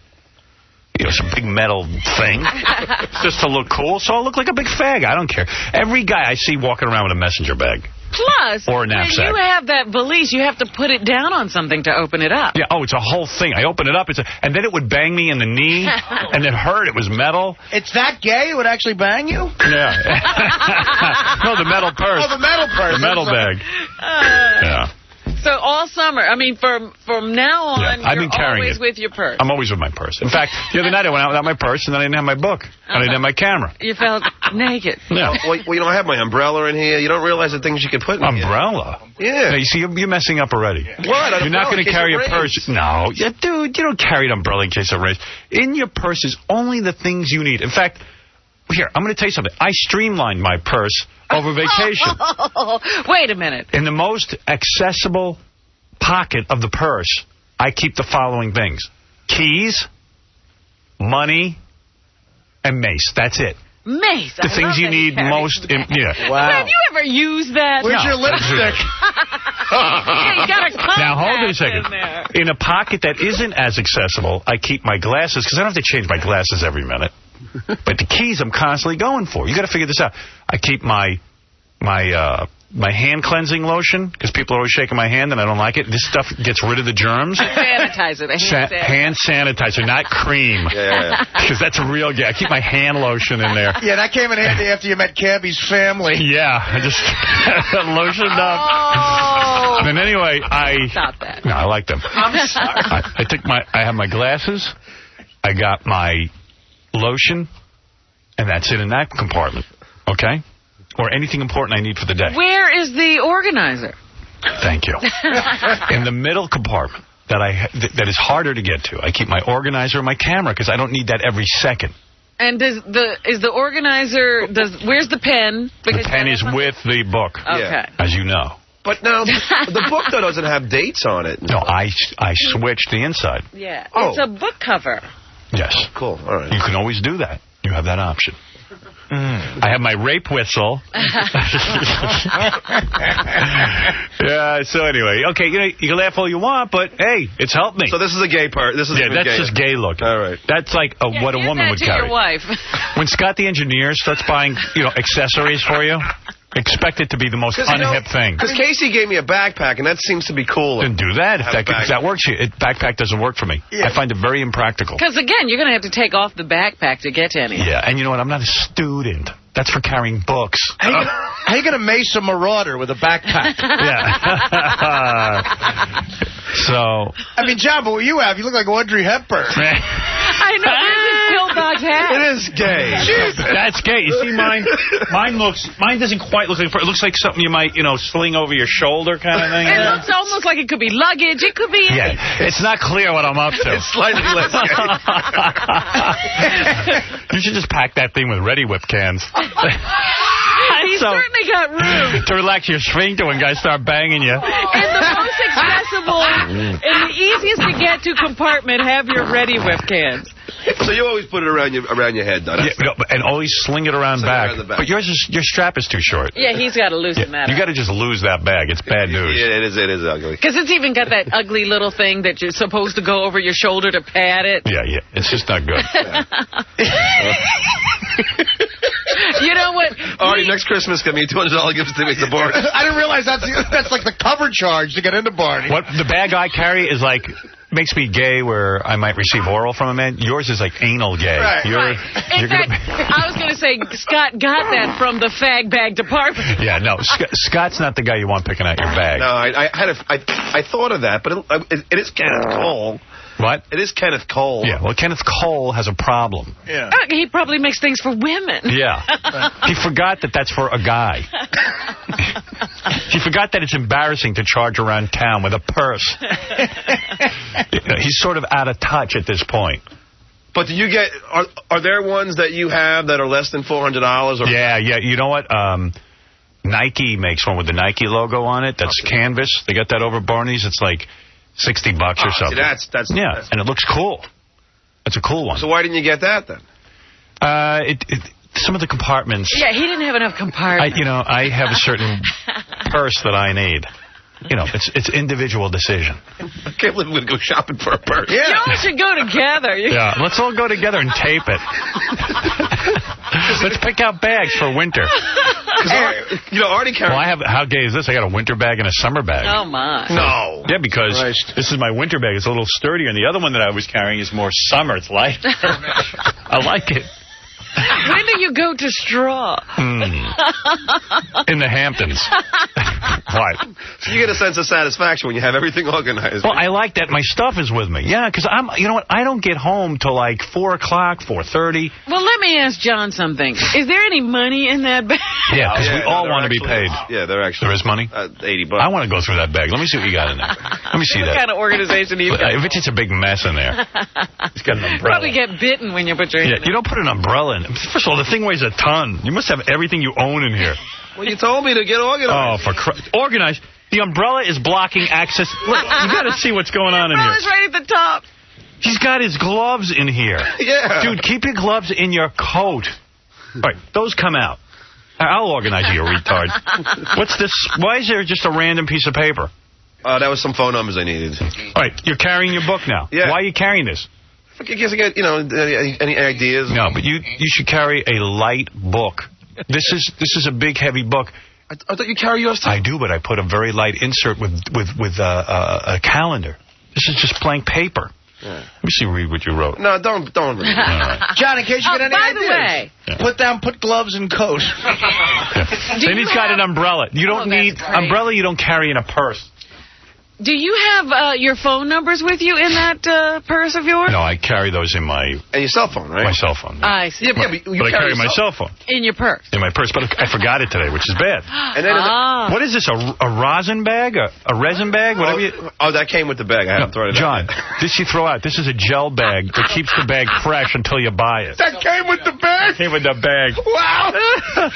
So far, the only thing that might be necessary... So far, everything in here is unnecessary. And then the other back compartment, I have my keys and my wallet. All right, this you want to carry? Okay, fine. But it really doesn't provide a function, but maybe it does. No, it does for me. All right, the book, fine. You know what else came with the bag? A price tag. All right, so now you didn't take that I've taken out 20 things already. Yeah. All right, now let me see what else. Where's the back compartment? All right, the 2 front compartments you're not using there. Your phone could go in there. Well, they usually do, and my wallet. Phone and keys. Now, this is your most accessible pocket. Yeah, let's see what you got.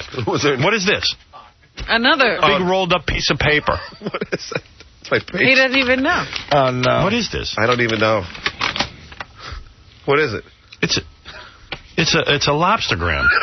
Why would you carry that? That should be filed. That should be filed away. You might need that in it. He might get hungry. I love the fact that John hasn't paid for one thing that's in the gift purse. Your phone is in the wrong compartment. Okay, but this isn't bad. Easy access. All right. And then you've got $2. That's in case he has to tip on $2. What are you going to do with that? Okay, you got a big phone call. You're in Manhattan. All right, so the phone, okay, I'll agree with that. This lobstergram comes out. Yeah, well, I got that at work here. Well, put it in your book. Yeah, you bring take it home. out when you go home. I'll put that in your book. You're retarded. Look at this. You don't even know how to organize your purse. So you don't put your gym stuff in it? No. He's packing a suitcase. Yeah, you're packing to leave home. It's just for stuff that you need. You don't have to fill up every space. Let's pull a rabbit out of there. But by the way, that big open area, that's where you say you'd keep your keys and your... No, he's got it. He's fine. So let's get off this. Because that's stupid. Yeah. All right. Oh, here's Big Black. He's in the homeless shelter. Oh, wonderful. Hey, Big Black. Yo, what's up, man? What's happening? Hey, it's not going too well for me right now, bro. Yeah, I'm in the homeless shelter right now. Well, apparently you've been there since July. Since June, actually. Oh, my. I got evicted. You were the guy who left work because you wanted to be alone in your apartment. You had your computer set up. That's right. Why don't you just work? Well, now I am working now. I do security. Don't you think it's rather stupid now that you've lost everything? Yeah, it's bad timing, I know, but I'm working now. Did you go to college? Yeah, I got a BA in psychology, man. Yeah, and didn't you go to college at Columbia or something? Yeah, I used to go there at night, yeah. I had like about a 3.7 GPA at Columbia. He's just at night. He's a yeah, at night. You know what? If you go to school at night, add like a full 2 points to your grade point average. No, it's the same courses. I was taking classes with the regular college students, too, you know. Sure. Yeah, so I ended up in a homeless shelter because I didn't pay my rent for like, a whole year. And how about the fact that you were doing that credit card scam where you'd get 2 credit cards and start paying off the debt on one? With the other. Yeah. 2 credit cards? I had about 10, man. What are you talking about? Now what do you have? Are they all gone? Well, I'm kind of glad that I'm in the shelter now because now that my creditors can't find me. They don't know where I'm at. And so you know what it is? He can't even get out of the hole he dug. Right. He can't even hire a lawyer to declare bankruptcy. Why not? Because you're broke. Well, now I don't have to pay no rent now because I'm in the shelter. So. Very impressive. Do you act like you sound as if you enjoy the shelter? Well, I'm living here with like 200 homeless niggas, you know. Oh, please. Big. I have fun. I play spades all day, you know, when I get off work. You know. So do you have a good time? Like, isn't that the kind of thing where, like, if you fall asleep, they can rape you and... Well, they have stolen things from me, so that's true. I had a cell phone they stole from me, my Walkman they stole.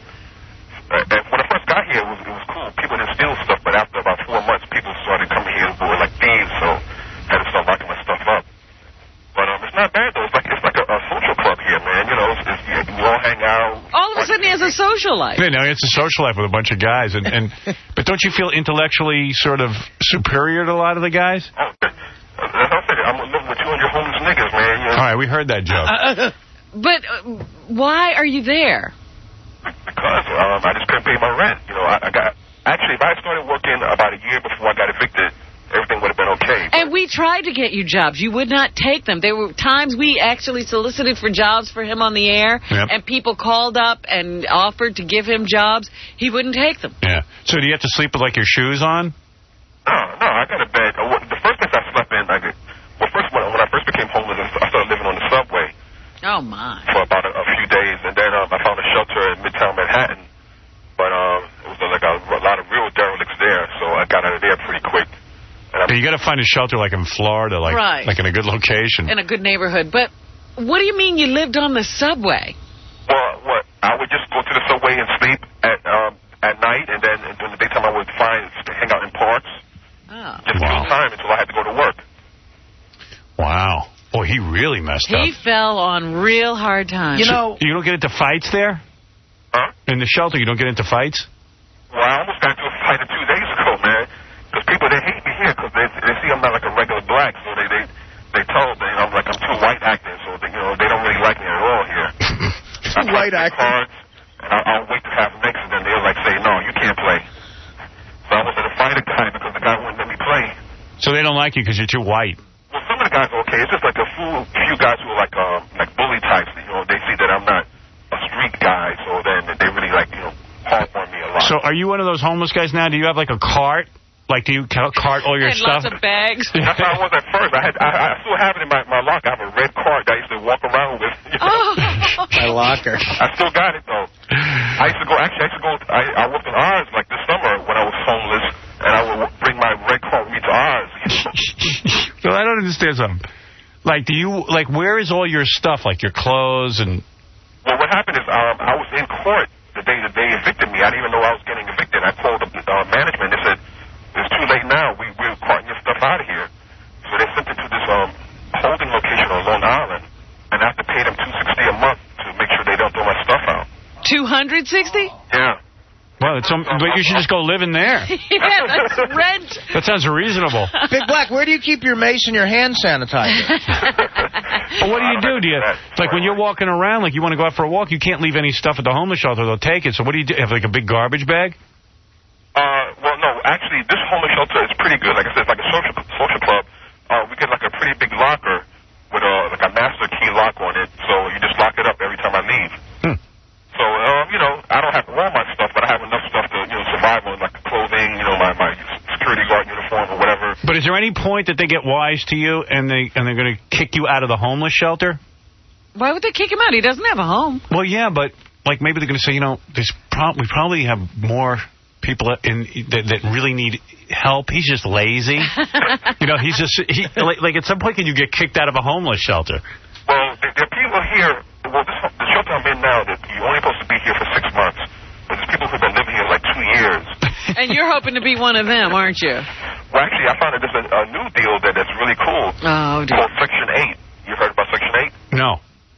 That's where if you're homeless or if you've been in an abused family, they give you housing where the government pays for like 70% of the rent. Oh.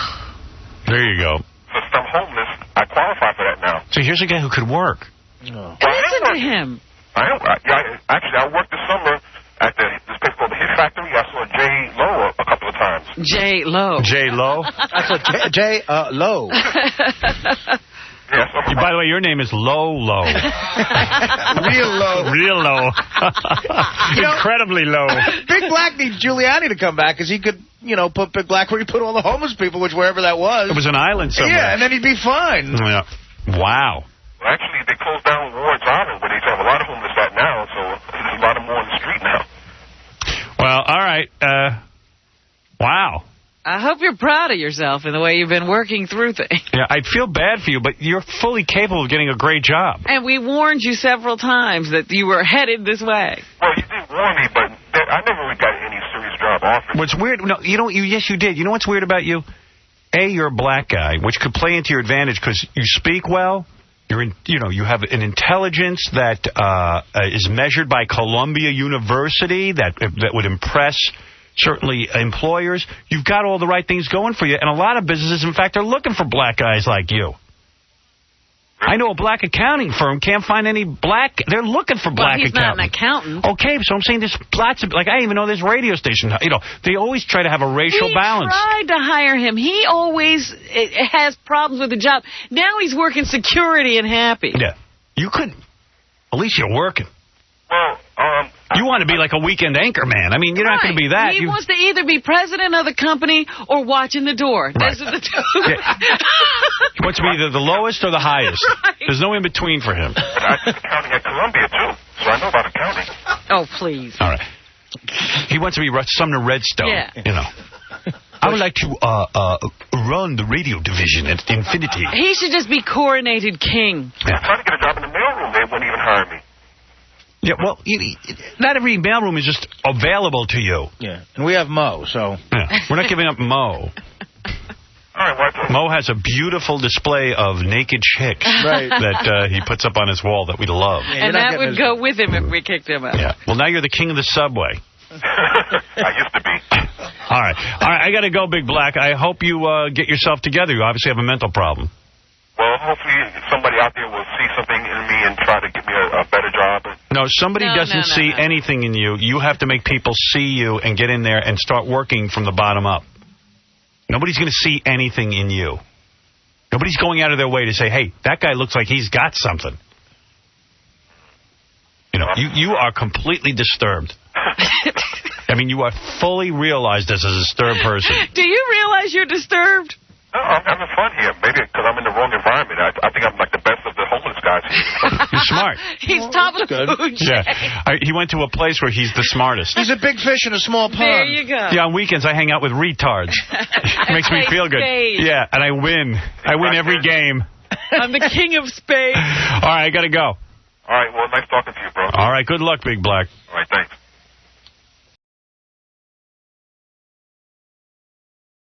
Eli, could you take it? And he would take it. So Lindsay Lohan thought Eli was my assistant. Would you? And then I just started calling him like he was like my low-rent younger brother. All right, so he's Ernie Tarantino. Would you ever? You should introduce him as Ernie Tarantino. I did. We did for a long time. That was her thing. Hey, Ernie's here. Would you ever cast her in a movie? Now, you're a director. You have to have okay, maybe she's bankable, but she's, she has this unreliable reputation. You can't have nonsense on a film. Well, right? I can't have nonsense on this film, but but at the same time, if I worked with her, I'm sure she'd straighten up her act, or I wouldn't. But it's not even about that. I'm not even accusing her of anything. Well, I think she's a terrific actress. Right, she is. She's a good actress. Yeah. But you can't take a chance on some people. Don't understand that if someone's a nudnik and is a pain in the ass on the set, and they're going to hold you up, it's hard enough to make a film. If I thought that was the case, then I wouldn't. I wouldn't work with somebody like that. But I don't think that's the case with her. Would you put her in one of your movies? Oh, I thought she was right in a heartbeat. I really think she's one of the best young actresses in America. Now, you say she's too young for you. What is your age limit on chicks? In other words, how young will you go at this point in your life? Would you date a 20-year-old right now? I would.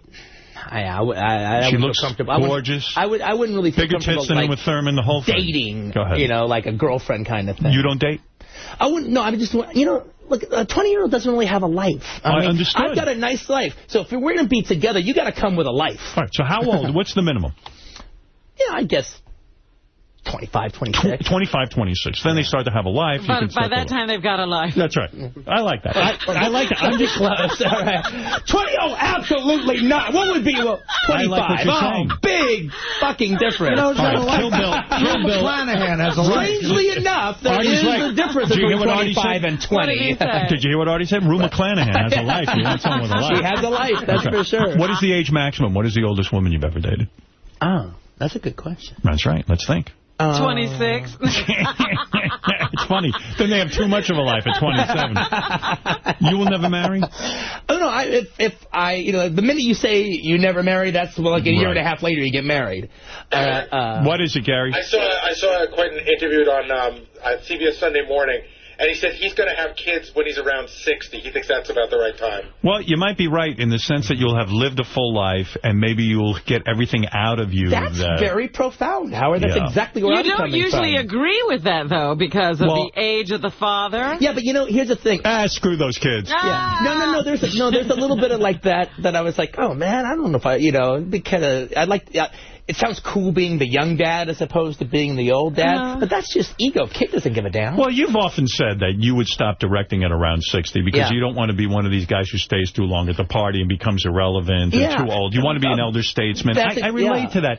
And I think, but haven't you seen some directors who still have it going on? Damn few. But there are some. How old are you now? How old am I? I'm 45. Right. I'm 55.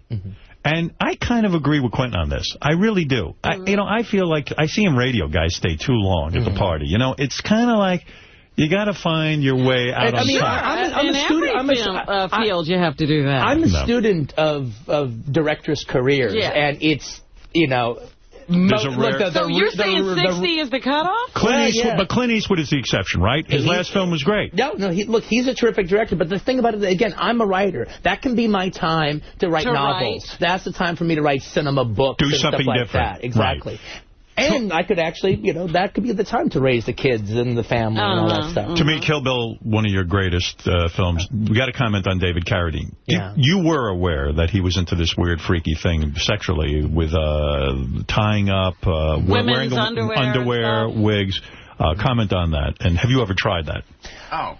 I know autoerotic asphyxiation. You've never tried autoerotic asphyxiation? No, I've bullshit thought about it. I don't believe it. I thought about it. Yeah, actually, the thing about it, that was one of those things where I used to teasingly bring it up with girls. All right, like being this naughty boy, bring it up until a couple girls wanted to take me up on it. All right. Maybe not. What is scary about it? The fact that you're putting your complete faith in some chick who's going to tie you up and then choke you. Well, it's not so much time. It's not so much time. I'm like, I wouldn't do it by myself. Right. All right. But because auto basically means you're doing it by yourself. Exactly. If I was going to do it, it would be like a girl has a ribbon around my neck and she's just cutting it off. Right. Yeah, because then it's not a situation. It's not like they strangle you so much that you die. The problem with autoerotic fixation is you pass out. Yes. And once you pass out, you hang yourself. Right. All right. But you've never worn it. Were you shocked? I knew Carradine a little bit, not as well as you do, but I've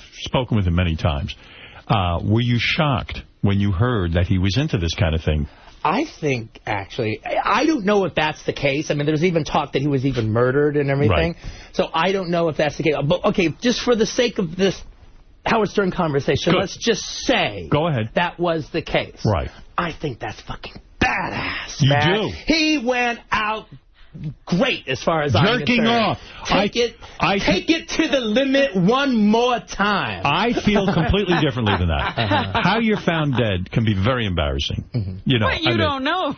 Yeah, but still. I mean, do you want your legacy? He was Kung Fu. He was Kill Bill. He was great. I love the idea he was sexual, and here it is. And Carradine didn't live a life like anybody else, man. That's part of where I'm also coming from, in particular about David, is the fact that David lived 5 people's lives, man. What do you mean by that? Be specific. I mean, the thing is, that was a wild dude, man. And what was wild? What did he do that? So I want to be wild. Tell me what to do. What is so wild? I think he was one of the great mad geniuses of He didn't care Hollywood. about other people, did he? And he just did his own thing. He was like a hippie. He was an artist. He lived Charles Dickens life. You're making me want to get hang me right now. I mean, just tie a rope around my neck. He went by his own rules. He did his own thing. He was a true artist bohemian. And that guy just really lived a life. No, he was wonderful. When you directed him, he knew his lines. He was great. He was great. So my feeling about him passing is it's horribly sad for the people who are going to miss him. It's horribly sad for me. It's horribly sad for his family. But as far as going out with having lived a great life, man, he did it right. So you understand that's a fetish because you have a foot fetish, right? Admittedly. Do you really? Yes. I never said I had a foot fetish. You do. I never said You concentrate on feet. I admire feet. I admire legs. I admire ass. I'm a lower track man. All right, I like the lower track. when you're with a girl, do you lick toes? I ain't going to talk about stuff like that. This is about foot thing. I'm not asking specific. Talk to Rosie Perez about this stuff. What do you mean? Why Rosie Perez? Well, remember, she likes your feet. That shows what a foot fetish she has. I forgot about that. But do you have a foot fetish sexually? I mean, are you into women's feet? I like feet. I like legs. Is that why you dated Kathy Griffin? Does she have pretty feet? No, she doesn't. She does not have pretty feet. Well, she doesn't have pretty feet, but I wouldn't brag about them. Who has the nicest feet in Hollywood? That you've seen. Personally, Lindsay Lohan? A set of feet that impressed you. Brad Pitt, Angelina Jolie, who? I understand he has no hair on his toes. David Carradine's feet. I wonder if David Carradine took it so far that he painted his toenails and wore pretty shoes and the whole thing. I don't know. I don't even know anything about that stuff. All right, I just but if that were the way that he went out, I actually just think that's just rock and roll the way he lives. You're willing to buy that he was investigating Chinese? I don't know. Gangs. I don't know. I don't know nothing about it. I mean, there's even talk that he was actually murdered because his hands were tied behind his back. All right, so I don't know. How do you want to go out? How do you want to be? Do you want to be in bed with a woman when you die? The old John Garfield way, dying while you're fucking. Rockefeller did it. I mean, come and go at the same time? If Carradine went as a cool way, what is the coolest way to go for Quentin Tarantino? Well, I have to say, I really dig the idea of living to be 100. You like it? Yeah, I like that idea. I mean, if I go out after I've done what I want to do, well, then that's all good, too. But I actually like the idea of living to be 100. Will you ever do one of these movies, like a superhero movie, because now that's the rage? Are you a comic book fan? Yeah, I am. Me too. Comic book fan. Why won't you do one of those kind of films? I bet you have an interesting take. I mean, it is kind of weird, because it's like if you were to ask me back in the days I worked at the video store, we always wanted to see comic book movies, and they didn't make them, or they made them screwed up. Right. So, I mean, there's a weird aspect. I think there's a little part of me that I've grown out of it. But there would have been a time that, like, what's going on right now would have been the greatest thing ever. Did you ever consider putting Spider-Man into Inglourious Basterds? Like having him appear? I mean, because that's a lock. I mean... Well, but, if I were to do a comic book movie, I wouldn't be interested in doing an established comic book hero. I want to come up with the comic with That's what I like about you. That's what I like about Inglourious Basterds. That's a really interesting take with these Jewish guys going behind the enemy line. Look, here's one of the things that really doesn't make me better, but makes me different than a lot of other directors, and especially writer-directors, is a director will come out and there'll be a writer-director, and they really have a voice, and they'll do 1 movie, 2 movie, 3 movies, and there is a voice to their work. But you know what? It's hard to face that blank page every single project. It is. You are starting from scratch all over again. Everything you did means nothing now. And you know what? You don't make that many movies. And don't you think... Yeah, it's like rock stars. They only have so many songs in them. Yeah. Don't you think, though, that in a way it's like unbelievable when you look at some of the crap movies that come out? Because here you are, you're sitting... It's almost like you come up with a good pitch. It's like... Jews behind enemy lines in World War II. Isn't that enough almost? Yeah, well, there also is the thing of we're taking it around Hollywood, and everyone's liking it, okay? Very Jewish town. Oh, go figure. Yeah. Come in, talk about it. Talk about the movie. We love this Can you get away, because you're in show business and you're a famous director, can you get away with behavior that other people can't? For example, I heard on a set you were working with Fergie, the singer. And you bit her ass in order to get her to react to something? You actually bit her on the ass? I'd like to do that. Yeah, well, she was being eaten by zombies. Right. In the scene. So I was like a zombie in the scene, so I bit her ass. That's what's happening. But you didn't bite any of the male actors. You bit Fergie. Well, I didn't have a scene as a zombie eating male actors. You didn't bite Travolta's ass in Pulp Fiction. I wasn't a zombie. You would have if you had been a zombie in that. Listen to me. You've done it again. You have... made a film that's great. I appreciate it, mate. I'm not bullshitting you. I know. You wouldn't. I bullshit many people who come in here. But you, I'm afraid of. You got an IQ of 160. You probably see through it. Did you have a favorite scene in the movie? I had a couple. I love this whole scene of the when they're in the bar. Oh, yeah, the tavern. The tavern. Yeah. And I love I don't want to give away anything about the ending, but the movie theater at the end. Hieronymus Bosch. Fantastic. Fantastic. And I told you I love the scene where the Jews... it's a great movie, and I recommend it to everyone. You walked out of Natural Born Killers. You wrote Natural Born Killers. Yeah. But you didn't like what he did with it? Oliver Stone directed it. Did you hate what Oliver Stone did with your movie? Well, I've never seen it from beginning to end. Why?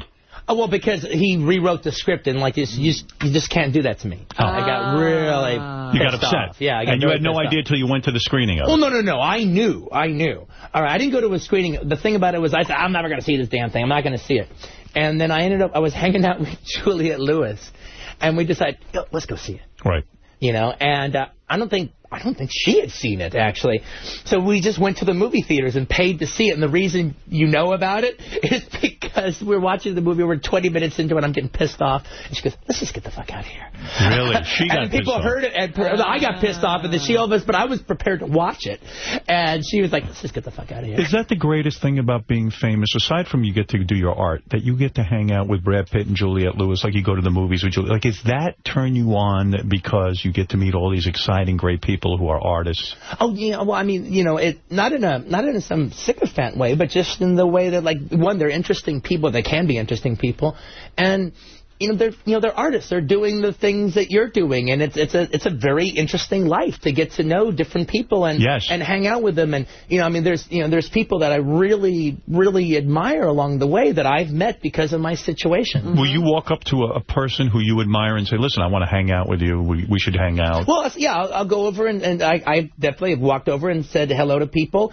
And I do have a situation that, like, in a lot of cases, like if I were to call them and say, hey, let's get together and have a drink or talk or whatever, they might very well say yes. Do you think a lot of these people get together with you because they think, he might be interviewing me for a movie? No. I mean, oftentimes, it could be a singer, it could be a writer, it could be somebody that there's not necessarily a job on the other end of this. Right. It's like, I mean, there actually is... Are they genuine friendships?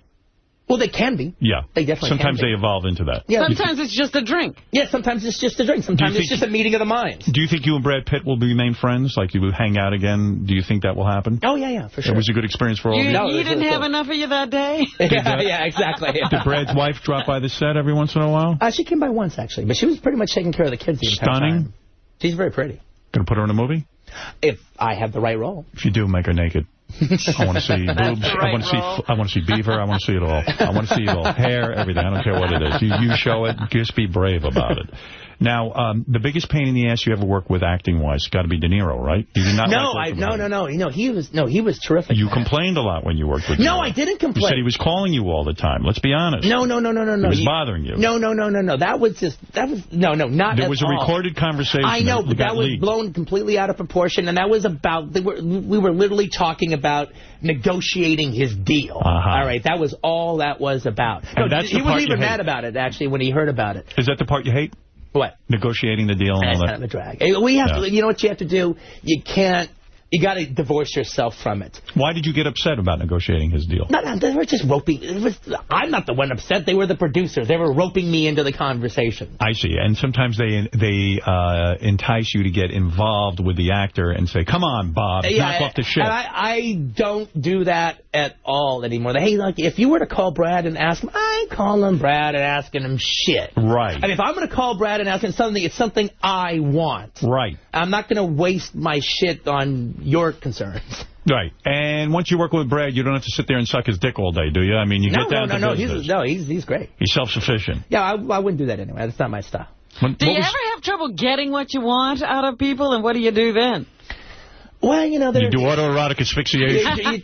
You try to, normally it works out, but I mean, every once in a while, a director resorts to a couple little tricks. Yeah. To entice a performance out or something, or to trick an actor into a performance. Yeah. Where do you hang out now, L.A.? Yeah, I live in Los Angeles. But I got to say, I'm looking forward, when this movie is behind me and it's all done, I'm looking forward to getting back to New York. I love my apartment here. I love my life here. I haven't lived in about 3 or 4 years. So nobody even sees you anymore. You're not even part of the scene. Brian, I've been in Germany for a year. Well, stop with that. Brian, you have a rare opportunity to ask a question of Quentin Tarantino. I'll allow Quentin Tarantino here celebrating the release of Inglourious Basterds opening Friday in theaters everywhere. Go ahead, Brian. Thank you so much, Howard. You're a great director, Quentin. Now you got Howard there. You got to make a movie.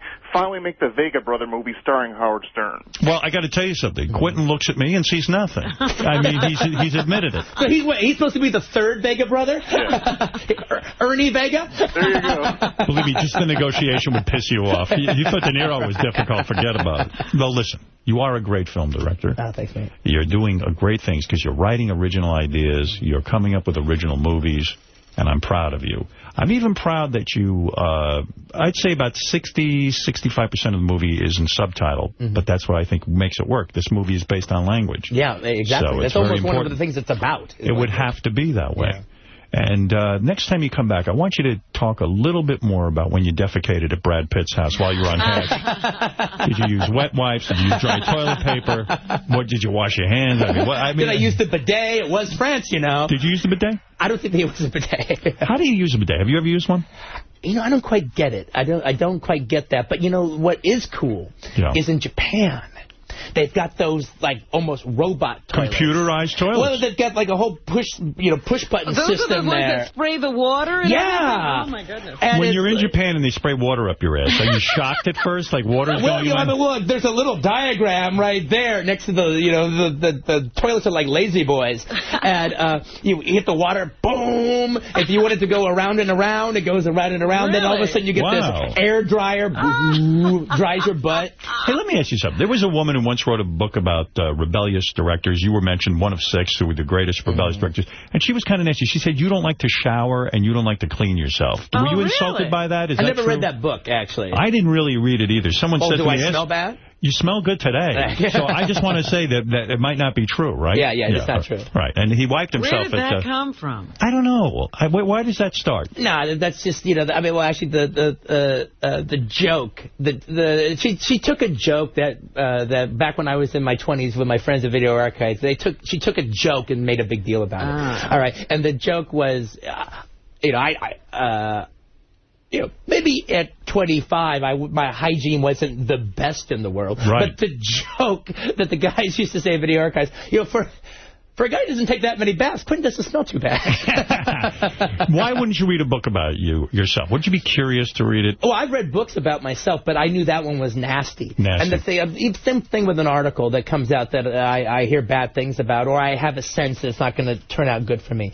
I don't want to read it because, you know, it's like if you say, hey, you know, there's this GQ article about you, and that was kind of nasty. You know, then I just, fuck that asshole. Because it doesn't mean anything to me. But if you read it, that shit stays with you for the rest of your life. I happen to agree with you. A couple of years ago, many years ago, some guy wrote a biography. A couple of people wrote these unauthorized biographies, and I tried to read them, and I get so aggravated because I found they interviewed people who barely, or some of them didn't even know me. Yeah, and they were making up stories about me, and I was like, gee, none of this is true, but how am I ever going to... And it stayed with me. I was, like, angry. Yeah, it's just, I mean, like, those fucking phrases that you read, like, the quotes around them, they just stay with you, and they actually never leave. They're stuck in your head. If you don't read it yourself, then it's just, fucking asshole, forget about it, who cares? But when you read it, you give it this permission to be inside you. When you're working on a film and you're living in Germany for a year, did the Germans get upset that you're making a Nazi film? No. As a matter of fact, it's the exact opposite. I mean, I almost feel like I'm an ambassador to Germany now because people say, you know, having seen the movie, think, wow, I wonder what the Germans think about this. Yeah. You got to imagine something. With a possible exception of Jews, if there's anybody that has bringing down the Third Reich fantasies, it's the last few generations of Germans. Right. They're pissed. Yeah. So it's a good life. You're not afraid to fly to all these different places and live there and all that? You're not a... No, actually, I think that's one of the great things about my life is that I get to, like, you know, in the case of Kill Bill, I got to live in Beijing for 6 months. You like that? You like experiencing different cultures? Yeah, doesn't I love scare that. you? No, not at all. Being outside of America doesn't scare you? No, not at all. I look at it as one of the fortunate things about my life. I get to know friends, and now whenever I go to Germany, I have a whole bunch of friends there now. Scares I know the hell out different of me. bars and clubs and restaurants. Really? Yeah. Scary. How are you flying? Commercial or you go private? No, almost always commercial. Yeah? Really? Yeah. I bet you the Weinsteins would send you on a plane somewhere. But I don't like to hit them up for something like that unless it really is a big deal. But first class is pretty great. One last question from Mary Ann from Brooklyn. I'll let you out of Howard, thank God you picked up Quentin. My husband is a super fan. I'm going to be calm. I'm going to ask... Quickly, what is the question, Mary Ann? You have to be totally out there to be a good actor. When are you going to have Uma Thurman again, and you and King of All Blacks could have a foot fetish showdown? Do you have to be crazy to be a good actor, in a sense? What is your opinion on that? No, actually, you have to be imaginative, all right? And actually, if you're going to work with me, you have to be smart. I can't work with dumb actors. So have you worked with dumb actors? From time to time. Who is the dumbest actor you work with? None of the famous people. But what does it mean to be a dumb actor? In other words, you go, hey, man, this is what we're trying to do, and then they just... No, it's just my material's pretty deep, actually, and unless you're smart enough to get it, then you're just not going to get it. I've actually had my stuff is pretty funny, but the jokes don't have quotes around them. Mm-hmm. And I've actually had a situation where, like, actors will come in and do the auditions, and when the scene is over, I go, you didn't sell any of my jokes. Right. And they go, what jokes? Right. I thought this was a serious piece. You know what? Quentin has said to me, I can't put you in one of my movies. You're not smart enough to get it. And I understand that. You're pretty fucking quick, man. I don't get you don't need any fucking stroking as far as that's concerned. Come on. All right, listen. Quentin Tarantino. Are you dating anyone now, or are you single? Well, hopefully I'll be dating somebody now I got my life back again. We'll see. So you don't have a girlfriend? No, not right now. Nobody in Germany tickled your feathers? I hung out with a couple of people, but as far as like really having a relationship... you ever go to a hooker? It was too... Like when I was a when you were a kid? Yeah. But not now? No. Like you went in Germany, you say, hey, listen, I just need a hand job. You don't pay for it? I don't pay for it. Why did you say, I don't pay for pussy? Yeah, what was that voice? What is that voice you're putting on? Who is that? That's the incredulous I don't pay for pussy voice. Wait a second. Let's say you're in Germany, you haven't had a woman in 2 months, you go to one of these places. I don't pay for pussy. You just won't do it. I don't blame you. You don't need to. Look, you've covered a lot of ground. I'll give you a break and let you out of here. What are you doing the rest of the day? You got a whole agenda? Oh, man, today is the day. Today's the promotion day. Yeah, I mean, I've got... This is not optimal, all right? And it just worked out this way, even though we tried to not have it be that way. I'm actually doing Letterman in the afternoon, and then I do Charlie Rose after that. You try not to do these two opposite shows going on. I'm sure I'm going to tell some bullshit Hollywood anecdote on Charlie Rose and talk about health care on fucking David Letterman. Get them all wrong. Yeah. Did Letterman, do you do a pre-interview and all that kind of stuff? I haven't done that. Yeah, I don't think so. I don't think I'm going to end up doing one. Do you feel pressure when you do these interviews? Like you have to be special and full of, I don't know. What are you going to wear? Letterman is, Letterman's sort of like the elder statesman. Right. So it's like, it's a different situation with him. Like in the case of like Conan or Jimmy Kimmel, it's like, when I go on those shows, in particular Conan and Jimmy Kimmel, it's like I don't go on as a boring director. It's like I'm a comedian, you know. We know each other. We like each other. We'll set each other up for jokes and stuff. But on Letterman, it's like he's the guy. Right. You know, a little more pressure. You're kind of the straight man. Yeah, right. It's a different kind of role. Yeah. You do Leno? Would you ever go on his... Leno was the first guy to ever bring me on television. Do you think he will succeed at 10 o'clock? I say no. Be honest. Do you think it's going to work? Oh, I do think it's going to work. You do? Yeah. I mean, I don't know exactly what it's going to be. That's actually the interesting part about it. It's going to be the Tonight Show at 10 o'clock. I don't know. I don't know what it's going to be. It will not work. All right, listen. Well, is Brad Pitt doing anything today? Yeah, now where is this Brad Pitt? Let me get a hold of him. Okay. I want to find out about this hash. When I heard you were talking to you, were like, I wonder why he's not on the show. Oh, I wonder why he's not on the show. I loved going to your show, except for the couple of times I'm actually in a celebrity couple. Then I don't want to go near your show. You just come here and you answer the questions. All right, listen. See Quentin Tarantino's Inglourious Basterds. I've seen it. It's great. Opens Friday in theaters everywhere. You will love it. And you will have fun. You will see Jews beating up Germans, scalping Germans, hitting Germans in the head with baseball bats, shooting Germans, blowing Germans up. Scalps? Maybe I have to wait for they collect them. They collect them. Yeah, every man in Brad Pitt's unit owes him 100 scalps. Oh. Yeah, it's good. It's really a lot of fun. And you're a lot of fun. Oh, thanks, mate. And we'll get together. We'll drink some rosé. We'll smoke some hash. And you're going to tell me all the chicks you're banging. And then I'll come here and report to Robin. Okay. I'm just trying to imagine the kind of hash Brad Pitt gets. It must be the best on the planet. I mean, it must be insane. Forget about it. Oh, my God. I mean, he ain't getting shitty hash. Brad Pitt don't smoke shit hash. A big brick of it, you know, Irish don't drink shit Guinness. Brad Pitt don't smoke shit hash. A big brick of it, huh? Yeah. But what does he do with the kids while he's smoking? Well, they were asleep. They were asleep. Oh, you wait till later. In That's good. That's hash time. That's right. I need a little hash time for myself. Right. That's okay. You put the kids to bed, you have a little cash. That's it. You got 8 kids of every race. AKA me time. I mean, Shiloh's not old enough to have the hash? All right, listen. You've said it all. You've said a lot. In fact, who knows what you said? And we'll read about it tomorrow. Yeah, tomorrow we'll see whatever you said wrong. There could be some lawsuits. That's right.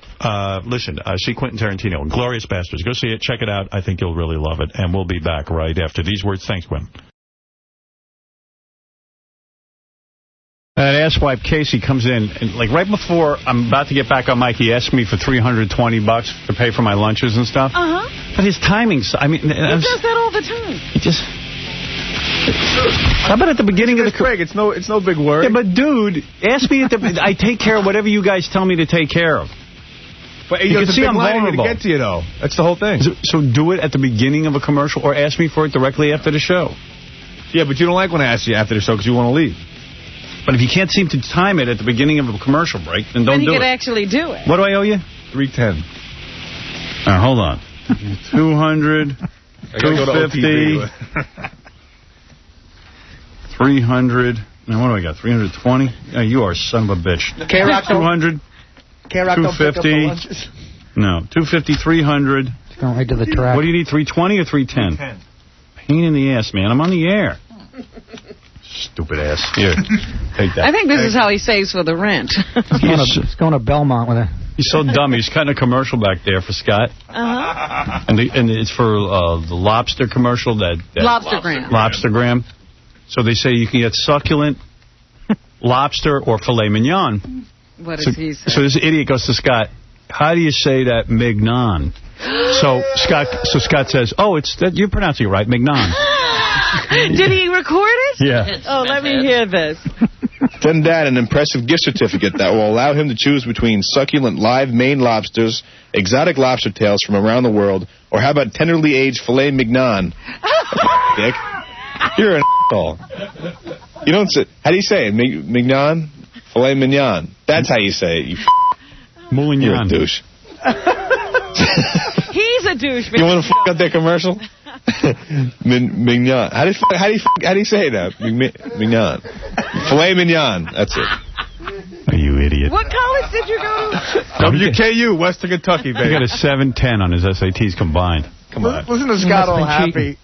You're a himbo. But, hey, how often... You know, Western Kentucky. You're cute. Come here, you. He's so lucky you're good looking. We're going to get some filet I knew it was wrong when I said it. You know what kills me? I fell for your good looks. And hired you. Come on, man. You don't think I do a good job for you? It's all right. Casey does a great job, man. Come on. Thanks, He's not working for you, Artie. My girlfriend loves this guy. Nice. Yeah, because he's good looking. But did you ever talk to him? Oh, she don't care. She's going out with me. No, you're a smart guy. He goes, yeah, you know she what? wants to have a conversation. You can talk to Nick. Casey's on the phone today. We were listening in. He goes, yeah, I'm going to make dinner. I serenaded the meat. So we're like, serenaded the meat? What is he trying to say? We realized he was saying marinated, but he thinks it's called serenaded. Singing to a pork chop? Serenaded the meat. When you spotlight, yeah, it looks stupid, but what? If throughout the day, you make a lot of mistakes. Everybody does. No, they don't. Not those mistakes. Not the kind you make. Not at 20. How old are you now? I'm 26. And you don't know serenade the meat? Well, now I do. I mean, it was an honest mistake. It was just, You sing to your meat, which you probably do. How often have you eaten filet mignon? Not very often. Oh. So how am I supposed to know? That's a word you hear a lot. No, you don't. You never heard filet mignon? Yeah, I've heard it before. Here, listen to this. Hey, Casey, real quick. You were talking this morning to somebody. I overheard you. Yeah. You're talking about you were cooking some meat. And what do you do when you... And Robin, don't say anything. When you soak the meat overnight, what is that process called? What do you do to the meat? That's the serenade. You serenade the meat, right? Yeah. Okay. So how long did you serenade the meat? For like 3 or 4 days. You serenaded the meat for 3 or 4 days. Yeah. What were you cooking? I cooked the George Foreman grill. Did you? Chickens. So you can cook the chicken without any serenade on it. Right. No, you leave it in there. So you serenade the meat for 3 days. Right. Wait a minute, he left it in the grill for 3 days? No, he serenades for 3 days. But where does he serenade it? In the freezer, and then you take it out and you put it in the refrigerator. Oh, okay. No. You take the meat out, and what do you use as a serenade? Either like teriyaki or you get like honey mustard. Not honey mustard. You get hot sauce. You can put it in there. So you serenaded the meat in hot sauce? Yeah.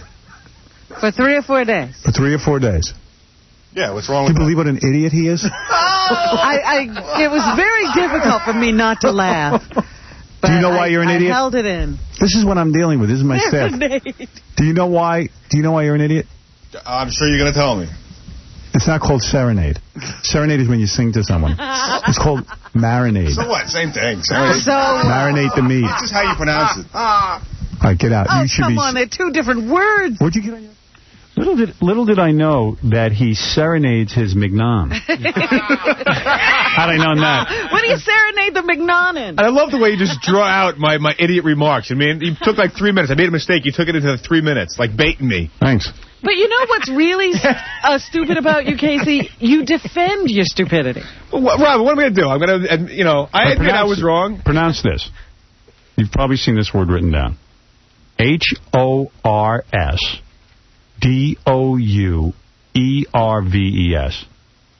I got to write it down. Write it down for him. Write down that word for him. Oh, I know what that is. That's hors d'oeuvres. All right. Yeah. There you go. Yeah. What else you got? That was it. Yeah, see? I Mignon But if you wrote it down, he wouldn't be able to. Hors d'oeuvres. He'd have trouble with it if it was Hors written. d'oeuvres. Ay, ay, ay. You love not to know. Well, hey, do you hear me say that again after I said it? Now I don't say it anymore. You love not to know. You want to hide something from KC? Put it in a book. Because he loves not to know. Oh, boy. Books are his kryptonite. Not kryptonite. Books are your kryptonite. Books are my kryptonite. All right, I'm done. Yeah, you sure are. Mignon. We should just call him Mignon from now on. How do you say that? His nickname is Mignon, and the other guy's Baba Booey. Mignon. Serenade Mignon. Hey, Serenade Mignon, come in here. That's pretty good. That sounds French. He's got two names, Serenade Mignon. How about Mignon Cement Head?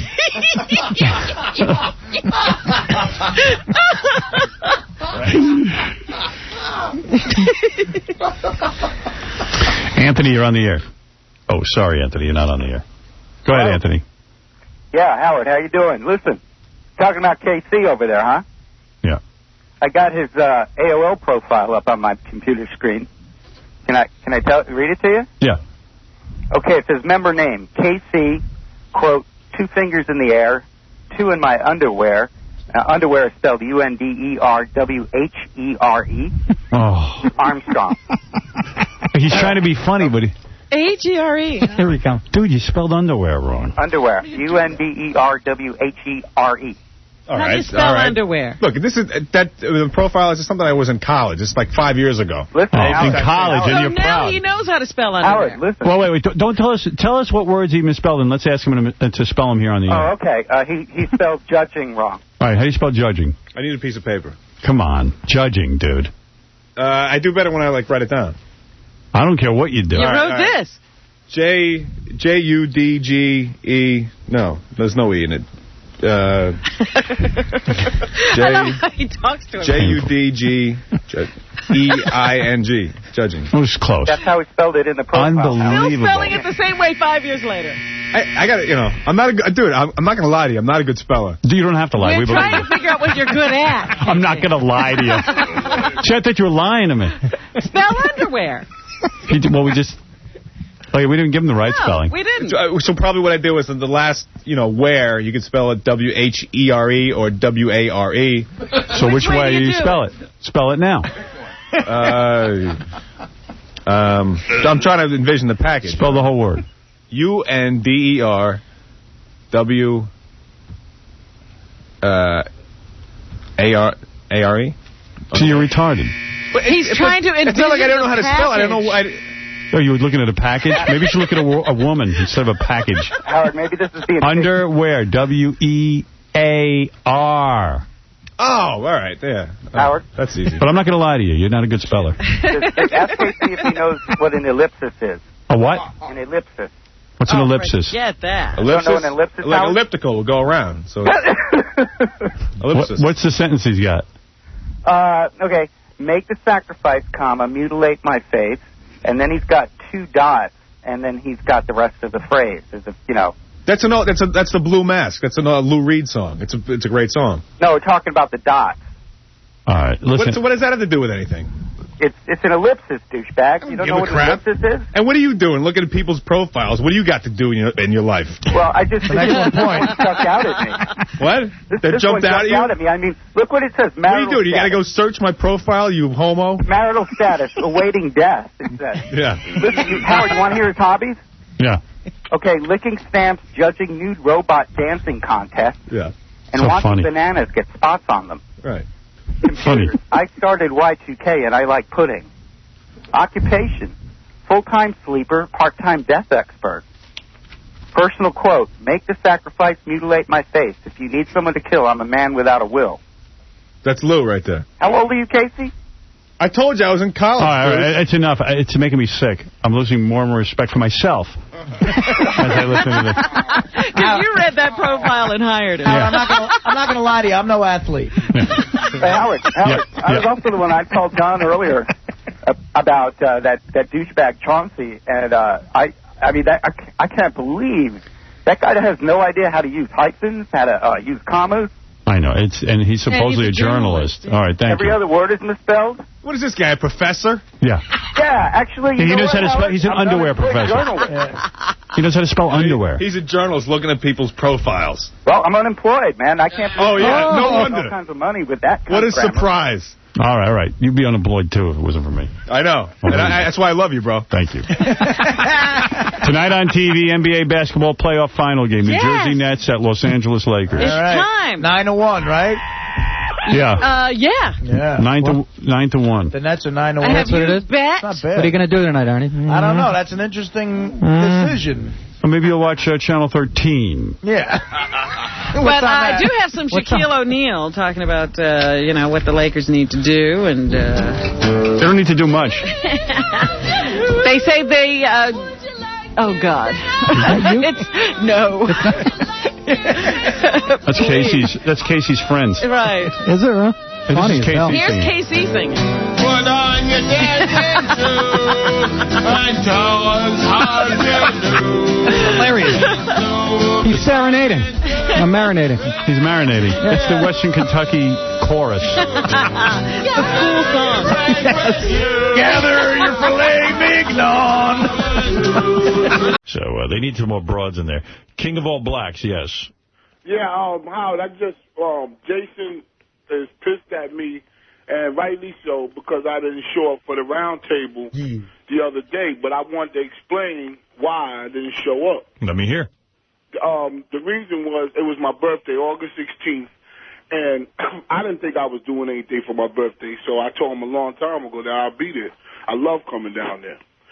And my sister-in-law leaked to me like about 5:30 that afternoon that my wife and my daughter and a couple other people had this little surprise birthday party for me at this little restaurant here in Jersey. So when I found that out, I didn't have my phone with me. My phone is jacked up. I'm actually getting a new phone today. And I couldn't call Mutt or anybody else. So, you know what I'm saying, I'm not an unreliable guy, but they said I'm banned from the show. Yeah, well, let me tell you how I feel, King, based on what you've said. You should be banned from the show. I enjoy you very much. I think you're a great guy. But as far as Superfan Roundtable goes, it's an honor to be a fan and be asked to be on one of the channels. Look, Joey's fighting for the job of host at such a great job. Yeah, I mean, and they only choose like 4 or 5 people who sit there at the round table with Mutt. And Mutt, chooses the people. And it's a bit of an honor. And this is already the second time you didn't show up, I understand. Is it the second time? Yes. And listen. What was the first excuse? I don't even remember, but this time was that's what happened. I love what happened the last time. You remember? I can't. Listen. If I remember, I would tell you what. If I didn't come down there. So you've already missed twice. So in other words, so you're not a reliable guy. No, listen. I'm very reliable. No, you're not. I've never showed up. I mean, work in 20 years. That's work. Look, here's the thing. I love coming down there. I think you're great. I've always been a fan and all that. But Mutt's got to book a show. It relies, to a certain extent, they keep it moving. It's like The View, or it's a group dynamic. I understand. And, I'm at fault. And you're also pissing all over Mutt, and you're pissing all over the show. What do you mean? And really, you're pissing on me because, You know, if somebody asks you to do something, all you got to do is make a phone call and say, look, I'm not able to come. He's acting as if the only phone in the world is his cell phone. Yeah, there's no other cell phones. There's no other telephones anywhere in the world that you could have gotten to. As soon as you get a word that you're having a birthday party. And plus, who even buys this? I mean, your family doesn't know you're going to be busy that night? You don't tell anyone? I mean, sort of... Well, I did. No. I got to go. This is not school. It's no big deal. It's just All right, that no can one... I ask a question? They can't trust you. Can I ask a question? You're too big for your britches. You know what it is? This is a guy who dies to get on the radio. Loves it. Lives for it. And then somebody finally gives him a forum. And then he's like a guy who gets handed $1 million and then goes, blows it and He's buys... Michael Vick. Yeah. He starts to abuse his privilege. Yeah, it's like, you know, he takes it for granted. Here's something he loves to do. So really, Mudd is right. I mean, it's like a child. What would you do with a child who kept, beating the family dog? Well, if you don't do something, then the dog eventually gets hit in the head. Yeah, or what do you do with a child that won't go to sleep at night? You have to say, look, if you don't go to sleep, then you can't tomorrow go out and play with your friends. You know, it's like there's got to be a punishment. In other words, why would Mudd keep taking a risk on you when he needs 4 or 5 people there with opinions? Listen, you're not that much of a superstar. Well, maybe... No. It's not about... Let me tell you something. I'm considered Has one he of the... been banned for life? I have no ego. You know I have no ego. Oh, stop it. I'm considered one of the top guys in radio, and you know what? I show up every day for work, and if I don't show up, I would certainly make every effort to call the people who run this company and say something has happened. On the day we were being fired, NBC asked us not to come into work and we showed up. I showed up because I felt an obligation. Can I ask a favor? And I'm not used to asking these things. You want money too? You want special treatment. No.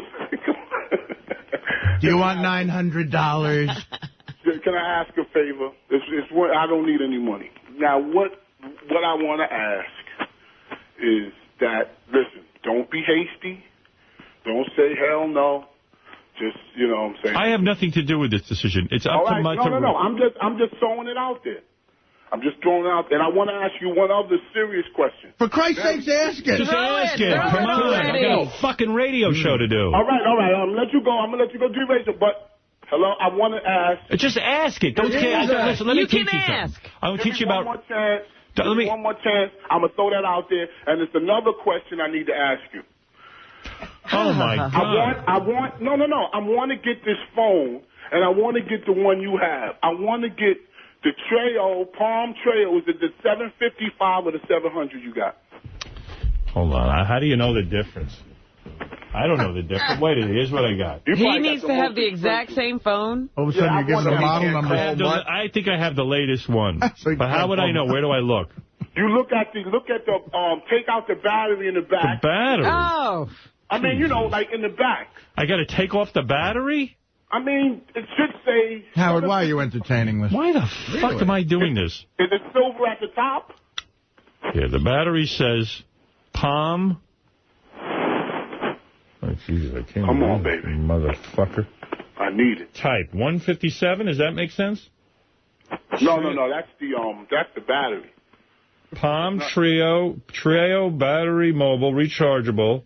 Is he supposed to be looking at the battery or inside the phone? No, the inside the phone. It should say something. You're looking for the model number of it? Treo. Oh, here it is. Treo 755. Thank you, brother. I got it in burgundy. That's the color I have. You got burgundy? Yeah. You copied. I got burgundy. I copied? I don't know. Yo, Howard. Well, now you don't have anything to use it for. Right. Listen, yo, Howard, does it do everything? Is it a good phone? Because I'm paying. It cost me $5. Yeah, I have it with Sprint. Yeah, I got Sprint. That's it. That's what I have. Yes, it's a very good phone. It's very, very good. Let me ask you something. What made you get burgundy? Because I was all night. I got it because it's what they had in stock. I really wanted black. But no, they don't come in black. Yeah, well, that's what I found out. So I got blue and burgundy. Yo, Jason, I love them. Man, I swear, man, I'll never do that. Let me explain something to you about life, King. You are a faggot! Let me explain something to you. Besides what the Sheik just said? Yeah, when someone offers you something that you can't take it for granted, you see? You're right. And you do. You piss all over an opportunity. You should have been there. Or you give Mudd a call. No, come on. It's a show. You know the guy relies on people being there. It's almost passive-aggressive what you do. No. But you're making Okay, I got to go. Thank you. And, we'll speak to you Is it a lifetime ban? Is that what I have nothing. If he wants to put him on next week, he can. It's up to Mutt. Mutt runs that show. Howard, I have nothing to do with it. I wouldn't have you on. Can you nudge him? Nudge him. I don't talk to Mutt. I've never had a private... I think one time I called Mutt to tell him he was doing a good job, I thought. And that was it. I don't sit and get involved in the day-to-day thing. Jason, what would you do? I mean, they're sitting there and there's an empty chair. I mean, how can you blame these guys? You produced that show, Jason. What do you say? Well, what really pissed me off about this one was that I talked to King the day before the show on Wednesday. Right. And I said, dude, you're showing up this week because the last time we booked him, he didn't show up. And I'll be there, I'll be there. That was his one chance. Sound like that? Oh, dude. This is 2 times in a row. That's enough with him. Yeah, I mean, I don't get 3 strikes? No. I'm not going to say lifetime ban, but there's definitely going to be a long cooling off period. Oh, come on, Jason. Dude, you killed us Thursday night. We had an empty chair sitting there. You were our big personality coming on. And Jason, I'll tell you what. What's up? When I come, if you have me on in the near future, I'm going to the Bahamas this week. We'll have you on this week then. I'm going with my parents. If you have me on in the near future, I will bring you something down there as a surprise and a sorry gift for you that you won't believe. Thank you, King. That doesn't work. You don't pay off, Jason. This isn't payola. And Jason. What is the gift, though? Yeah, right. What are we turning down? He has lots of cool stuff. All right, thank you. Thank you. The show's booked for the next 2 months, bro. We'll talk after that. All right, bye-bye. I'll bring an iPhone. All right, you're on. No, Jason understands that when you have a show that's reliant upon a couple of guests to talk about things that went on for the week, you got to... Twice in a row. That's crazy. Right. I mean, that's, once, okay. 2 times already. What the fuck do you want from people? You're not into it. What happened to you, man? Where you been? Hey, man, what's up, man? I just wanted to commend you on your interview with Old Dirty Bastard. Had us rolling in my house last night. Did they rerun that one? Yo, Howard, man. How the fuck can you be so funny interviewing somebody? Yo, we had about 8 of my friends in there. They was hollering. 3 of them was like, I'm going to go get serious tomorrow. Old Dirty Bastard is the funniest. He was the greatest guest. And Lumbo. And you know what happened with Old Dirty Bastard? The last time I interviewed him, it was a great disappointment because he brought in a guy with him. Damon Dash, who sat there and basically told Old Dirty Bastard not to say anything. He was like that lawyer who sits with somebody who's being questioned by Congress. Yeah. I didn't know that because he had his head down and he was looking nervous. He was looking nervous, but he was answering the questions, but he looked like somebody had told him not to say anything. Well, I don't know which interview you heard, so the one with Damon Dash was not as good as the one that was the original. Oh, man, I don't know which one it was, but it was fucking hilarious. He's the best. He was the best. And the one with the Milton Berle, you should go back to that hairstyle. It was like a straight, and it was short. I think that'll look better on you than the hairstyle you got now. All right. In my opinion. All right. Well, thank you, King. And I want to ask you another question. Who is the hottest anchor here in the New York area?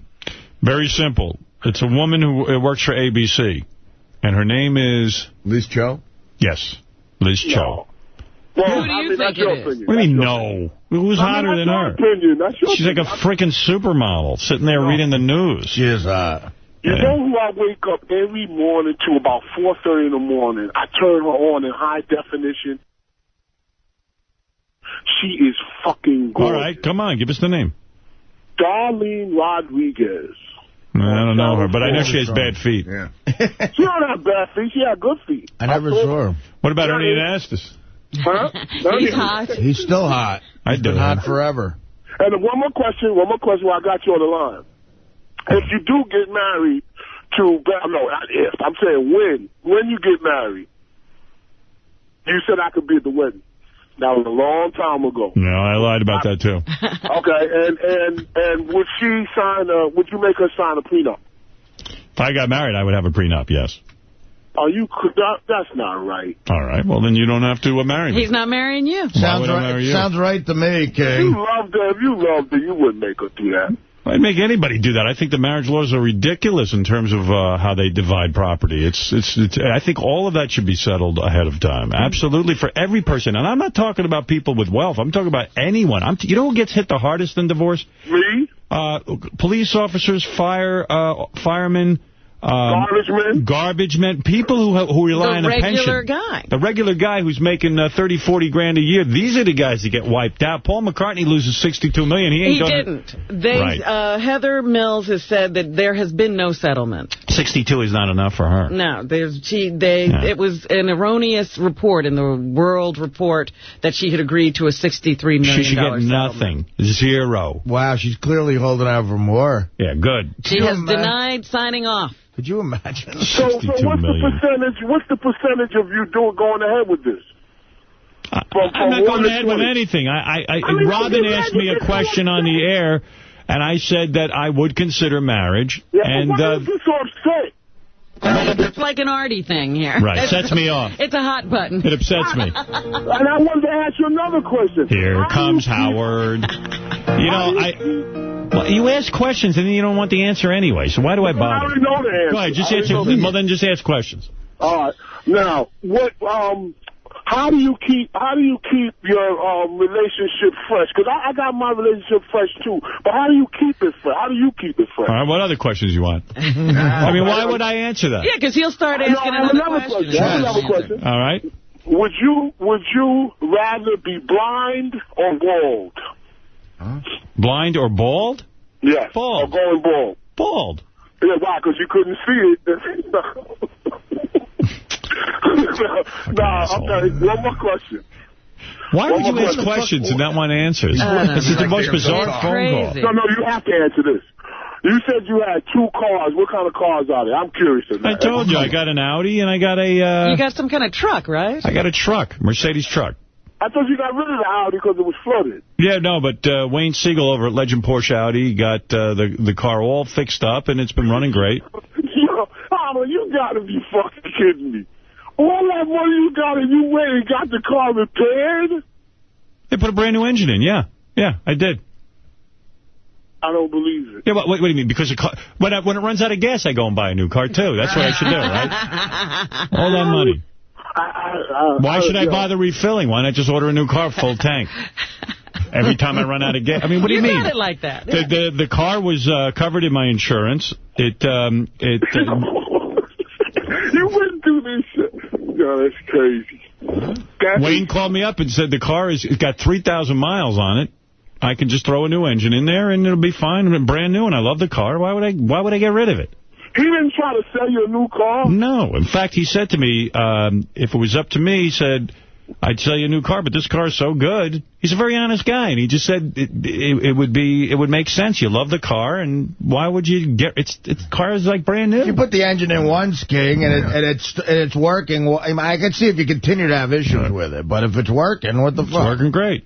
Yeah. That's it. You know what? I don't know. I don't know what you want me to do. Go out and buy a new car every time something goes wrong? Yes, he does. Okay. He wants you to. So not every time it goes wrong, but, I mean, if a flooded engine, I think, I don't know. You got, I mean, I'm not going to count your money, but, I mean, come on. Yeah, but you are counting my money. Everyone in the world is counting my money. I've turned on financial shows. They're counting my money. They want to only know what I've got. It's easy to count. It's all over the place. Oh, I know why you didn't buy a new car, because cars ain't a big thing in your life. You know what I mean? It's not like your you know what I'm saying? I have very few things that are big in my life. What's the biggest material thing in your life that you enjoy? Like materialistic, huh? My home. Okay, so your home is crazy. No, not at all. It's just a very nice. I enjoy living nice. That's it. I don't really go anywhere. Ask Robin. I don't travel. I don't really have many needs in terms of he doesn't cars. like to acquire things. How many floors? Guy or anything like that. How many floors are in your house? How many floors? Like when we come in, I'm serious. I have an apartment. I have 1 floor. 1 floor, but how big? Does it have columns in it? No. A column? Like, you know, those things like in the middle, like columns, like, you know, the long columns. No, it has walls. Well, it's an apartment. It's like a regular apartment. It's a big apartment, King, believe me. You walk in, there's a living room, a dining room I converted into my office. Okay, wait, okay. I have a kitchen. I got on my boots or whatever, and I take on my boots, and I open the door. What's there? I just want to get a glimpse. What's there is a hallway. Okay, a hallway when we come in. That's right. It's a foyer. A foyer. And it has a chandelier there? No chandelier. Just a regular light bulb with a thing over it. He has a Moen chandelier. I'm being honest. Ask Robin. She's been there. You way past Moen, nigga. I know you way past that. I'm not past that. I don't know what you're talking about. I walk in, there's a foyer to the... You up to Levica. I know you got Levica shit there. But when you come in, it's a foyer. There's a foyer. Then you walk in, and then to the right, to the immediate left is a bathroom, what they call the guest powder room. You know what I mean? A guest powder room, but you don't have no half bathroom. You don't have no... I mean, you might have a half bathroom, but it ain't no... It's a half bath. It's not a shower. It's just it's a toilet and a sink. How many people can fit in that powder room? Now, be honest. 2? God, fucking... 2 or me and you, King, by ourselves. No, Robin, I don't think you can fit more than 2 people. No, and you wouldn't want to. Why? Okay, let's get over that, because I don't... It's a very, very small bathroom. What color is it? What's the scheme? What's the scheme? It's like it's a glass floor. Glass? Yeah, but like it's not real glass. It's not. It's like a. Yeah, I know. It's like a shiny. I know. I have a toilet that is a prison toilet that was from prison. Oh, that's hot. Yeah, with the inside. A metal toilet.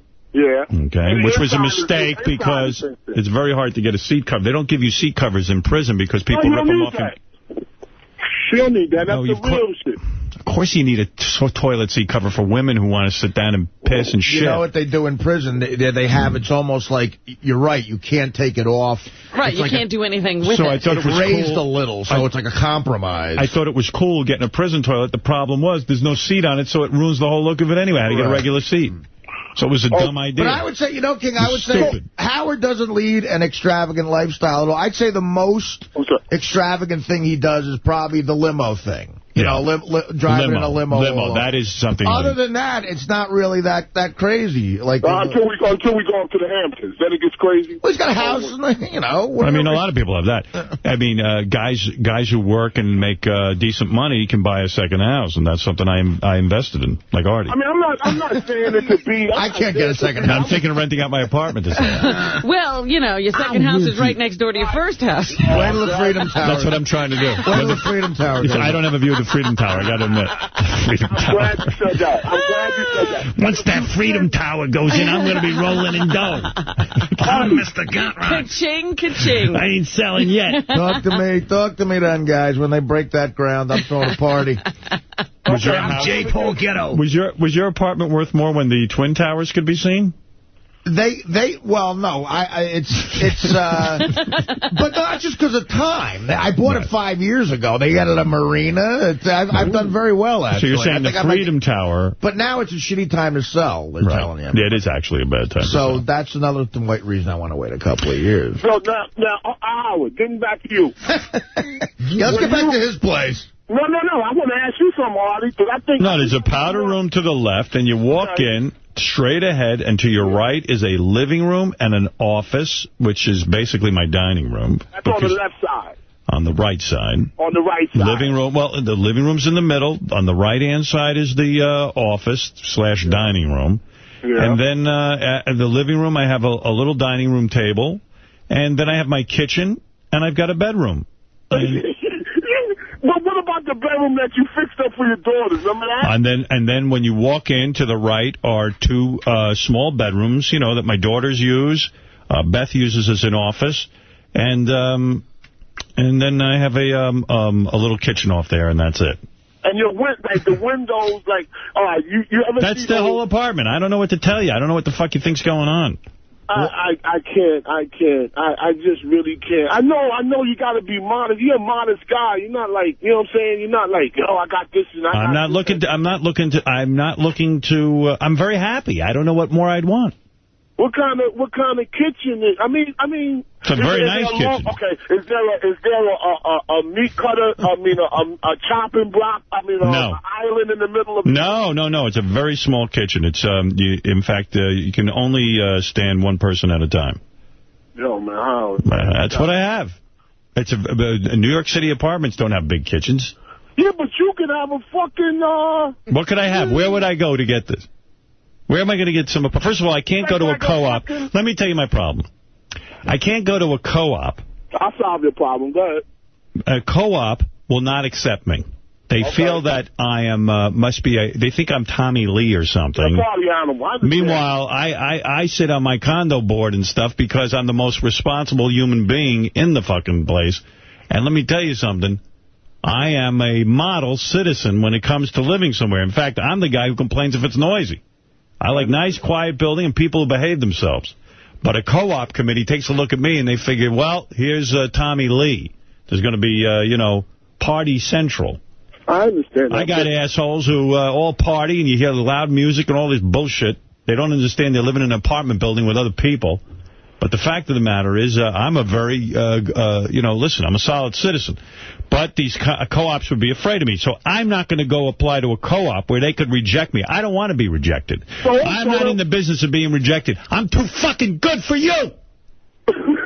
Why would you want to live in a co-op? What's the reason you want to live in a co-op is they're older buildings and they have some of the most beautiful spaces in these co-ops. High ceilings, too. High ceilings is right. Yeah. Built-in fireplaces. They have wonderful I know a lot about real estate. But I'll be a horse's ass before I'll fucking sit there and say to someone, gee, please let me in, and here's my references. You'd be lucky to have me. So what do you think of that? What about the loft idea? You never went to... You seem like a loft could be co-op as well. You don't... I mean, what do you mean loft idea? And I don't want a loft. I don't want to sleep in a bunk bed. I'm a grown man. You want to build an apartment? I want to... Yeah, I don't want... And have a bunk? Yeah, put a high bed. Are co-ops also afraid of famous people? Like they think your fans will be outside the building every Believe me, my fans have never been outside any building. But it's also the press and, that kind of thing whenever something happens. Yeah, and meanwhile, all the old coots in these co-ops love the fucking press. They're sitting there, they only wish someone would interview them. So the co-ops are like this old New York money. Right. Yeah. And so, I'm the only person in New York City. Now, I've been told this by real estate people. I'll give you a story. I'm the only person that was rejected by a condo. It's never happened before. How did that happen? They heard Howard Stern was coming. I put a bid in on an apartment. It was accepted. A condo. Yeah. And the guy who built the building owned a 51% share and built into the condo laws that he is entitled to bid $1 more than the highest bid if he doesn't want that person in his building. Oh, wow. And he, in fact, went ahead and did that. He got the money together and bought the apartment. And, I was going to sue over it because it was questionable. And even my mom said to me, she goes, why would you want to be in a building where there's somebody there who doesn't want you? Yeah, now you're going to move into a building that they don't want you in anyway. Yeah, that's bad karma, man. You don't want to deal with those fuckers. Well, listen, I could care less. And I'm very happy where I live. And I'm not looking to be in some snooty-tooty building there, And I don't know. I don't need it, I just don't need bullshit. You really get treated like a black man. I am a black man. I told you I'm a black man. Damn. All that motherfucking money you got. Doesn't make a difference. I'm a black man. And the black man knows one thing. You can never buy out of it. You can't buy out of your black skin. You know what's funny? When I go. Cabs won't pick me up. You know what's funny? When I go get when I bought a house and shit, and you go to the real estate people, right? And if you black, they automatically go. It's a lot of black people in the, a lot of they don't say you're con, but they say a lot of African Americans in your neighborhood. I'm like, I don't want it there.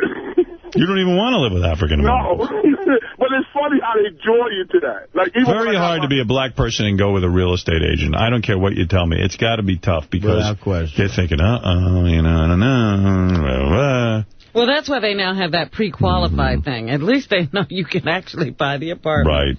Well, because in all fairness, no disrespect to my people, I love my people, man. But you have to think, when you buy a piece of property, you have to think about selling it. That's right. That's why King of All Blacks won't buy next door to black people.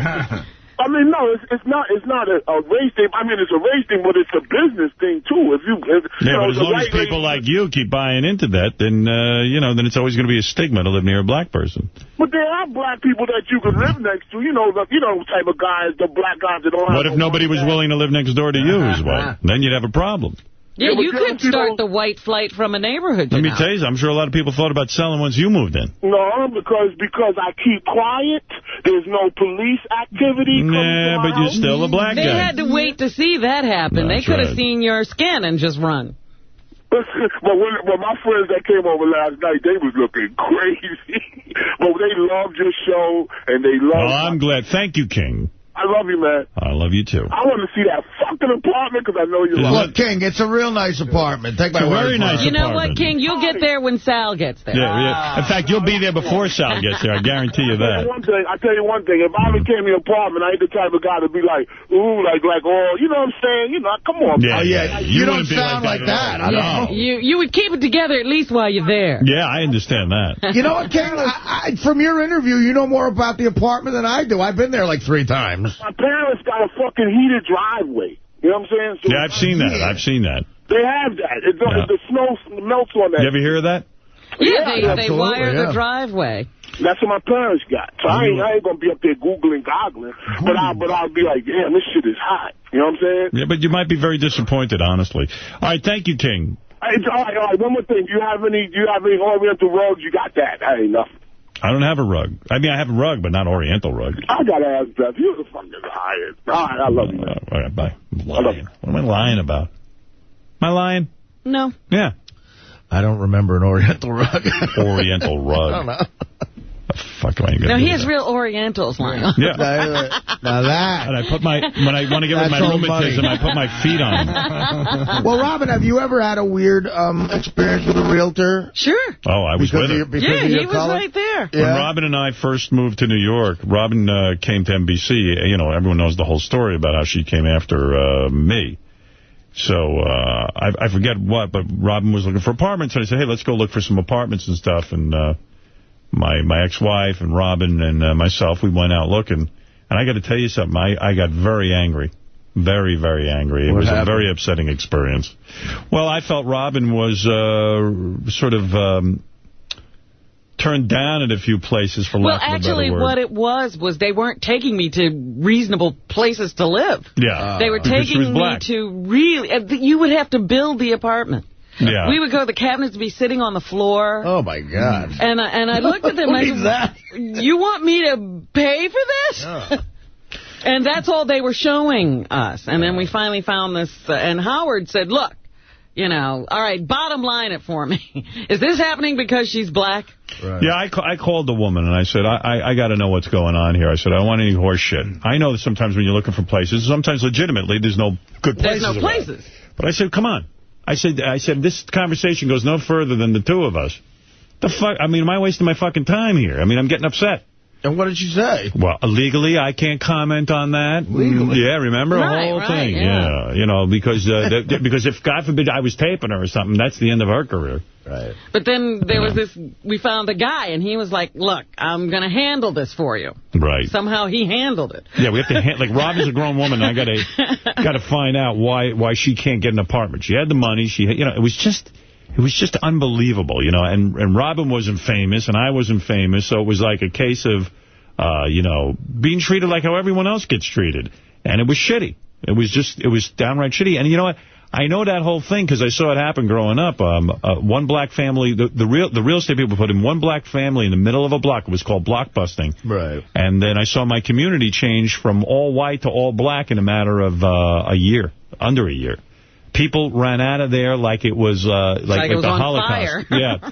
People just said, forget about it. And there is that psychology. I remember when I was first looking to buy a house, and I had no money, man. I mean, we were things were tight. I was at NBC, and they weren't too thrilled with me. And I remember I was buying a house for $190,000 or something. And I remember they take me to some place in Roslyn, which is a pretty nice area on Long Island. Mm-hmm. And all of a sudden I'm looking at a house, and I see next door is black people. I remember saying, I remember going, whoa. And then I had to say to myself, I put myself in check and go, wait a second. This is horseshit. If I start thinking like this, right. That's the Roosevelt thing all over again. I didn't buy the house, but you can't be thinking that way. Just don't buy the house. No, couldn't do that. No, I couldn't even afford the house they were showing me. I couldn't afford to live next door to these black people. But it was, it was a real eye-opener with Robin, and I learned early on in my life that that's what goes on, and, the world ain't perfect. That's why I think it's remarkable that this guy, Abaka Barama, whatever his name is. Baraka Barama. The fact that he could even run for president and be considered, it's really wonderful, actually.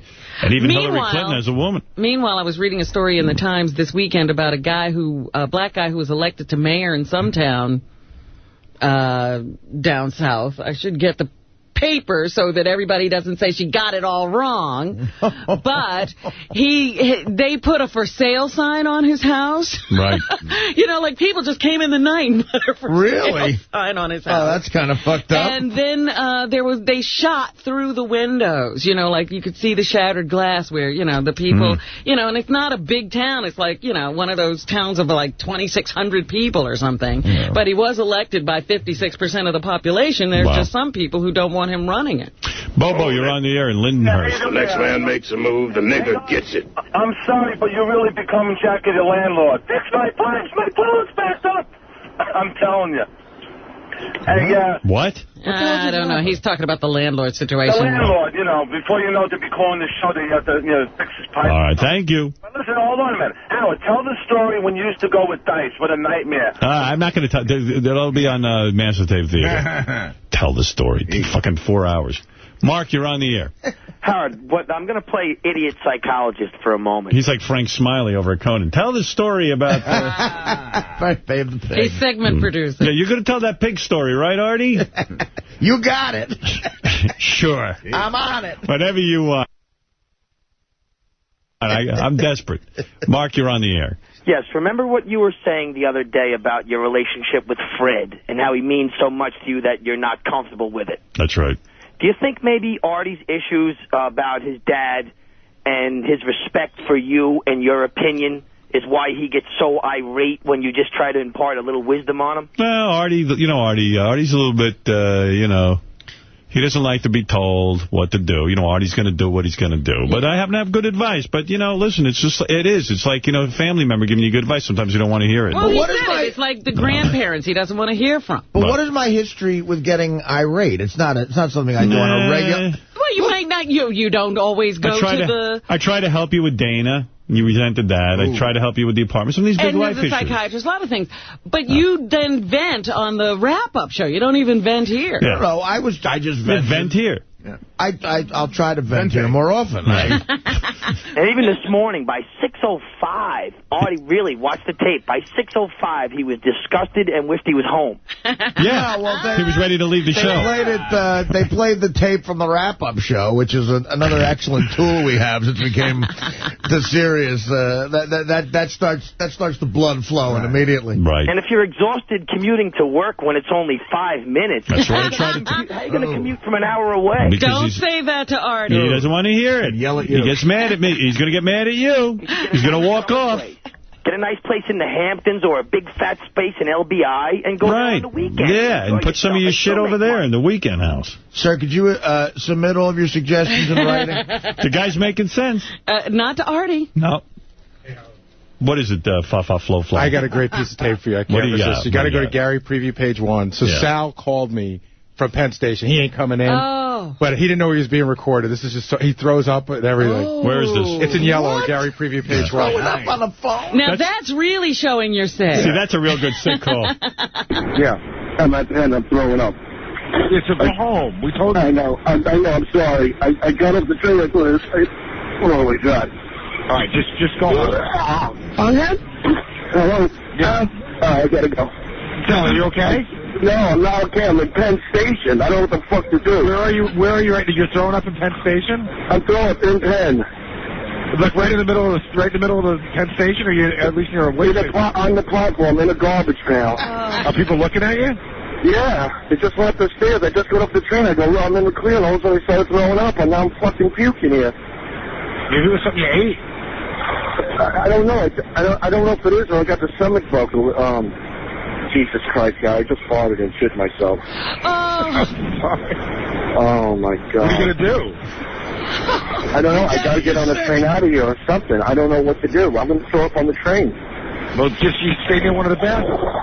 What's that? You got to stay near one of the bathrooms.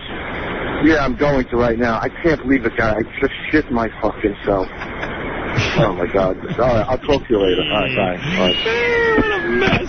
He just shit his pants. He calls in sick, then he gets on the train. Look, Sal, we got it. Stay out. Really? Yeah, do us all a favor. It's okay. Stay home. I like he's so important to the show he can't be out today. He sounded almost near tears. I don't know what to do. I threw up. My nose just fell off. I think I have leprosy. Gary, I just shit my pants. I don't know what I'm going to do. I think you're going to shit again. Hey, Matt, you're on in Montreal. Go ahead. Yeah. Hey, now. How's it going, guys? Hey, brother. I just wanted to say I saw Howard on Demand. It's the Artie episode at the pool down at Bubba's wedding. And could you guys discuss that, like, while you're giving him advice about his housing and everything? Discuss what? Artie at the pool? Yeah, it was, I don't know, man. It looked a little weird. What do you mean he looked weird? Like Artie, what was that swimming suit you had on? I bought that. I'll tell you exactly what it was. What color was that? Was that faggot green? It wasn't green. It was blue. I bought it at the fucking gift shop. Did you? Well, I didn't bring a bathing suit with me. I just brought shorts. And then when we decided to go out on that fucking wave runner, I said I better get a bathing suit. So I went to the gift shop and I bought it, $34. But it was the only thing that color was the only thing that fit me. I don't remember it actually. I don't remember. I mean, it was just sort of like a light blue color. Is there a whole episode of you just in your bathing trunks? I have no idea. I didn't see any of this. I don't know. It's just like a summary, Howard, where you guys are talking about it, and they show a really quick picture. Yeah. But I always thought you were like joking about Artie wearing his shoes and socks. Were you in wearing your his shoes and socks is like, holy shit. You know who else wears shoes? You know who's the funniest? Ronnie the limo driver wears shorts and black sneakers with like gray socks with white legs. He was laying out and he left his socks on. He probably has a tan line. But I mean, he doesn't like know how to dress at all. He's got no taste. I mean, dark socks like he looked like a grandpa. Well, he is, right? Isn't he? You know what, sir? The only thing that got me to get my shoes off was actually getting on the wave runner, thank God, so I looked a little more normal. Oh, Artie, I love you, man. I'm just busting your balls. No, I know. I have one other revelation, actually, from Bubba's show, when Richard was in the studio. Okay. Richard said that when he was living with Dan, the song parody man, that Dan whipped it out on him once. Is that true, Richard? No, 25 Cent whipped it out. No, you were like kind of drunk or something. Oh, yeah, I did. I woke up and Dan was in bed naked with some chick. And it was the grossest thing I've ever seen in my life. Why? Why was it so gross? Because he's just got a He's real hairy and stuff. And it's Dan, you know. You don't want to see Dan naked. Who was the chick? I don't know. Robin, did you notice Ronnie in his shorts? No. This is from Howard TV. And if you have Howard TV, you can see the whole week. But there's Ronnie. Whoa! This is getup. Yeah, I remember that, too. I thought that was a lot, but I do refrain from giving people fashion advice. Yeah, it looked weird, right? Yeah, I would say that looks weird. Well, you know something about Artie?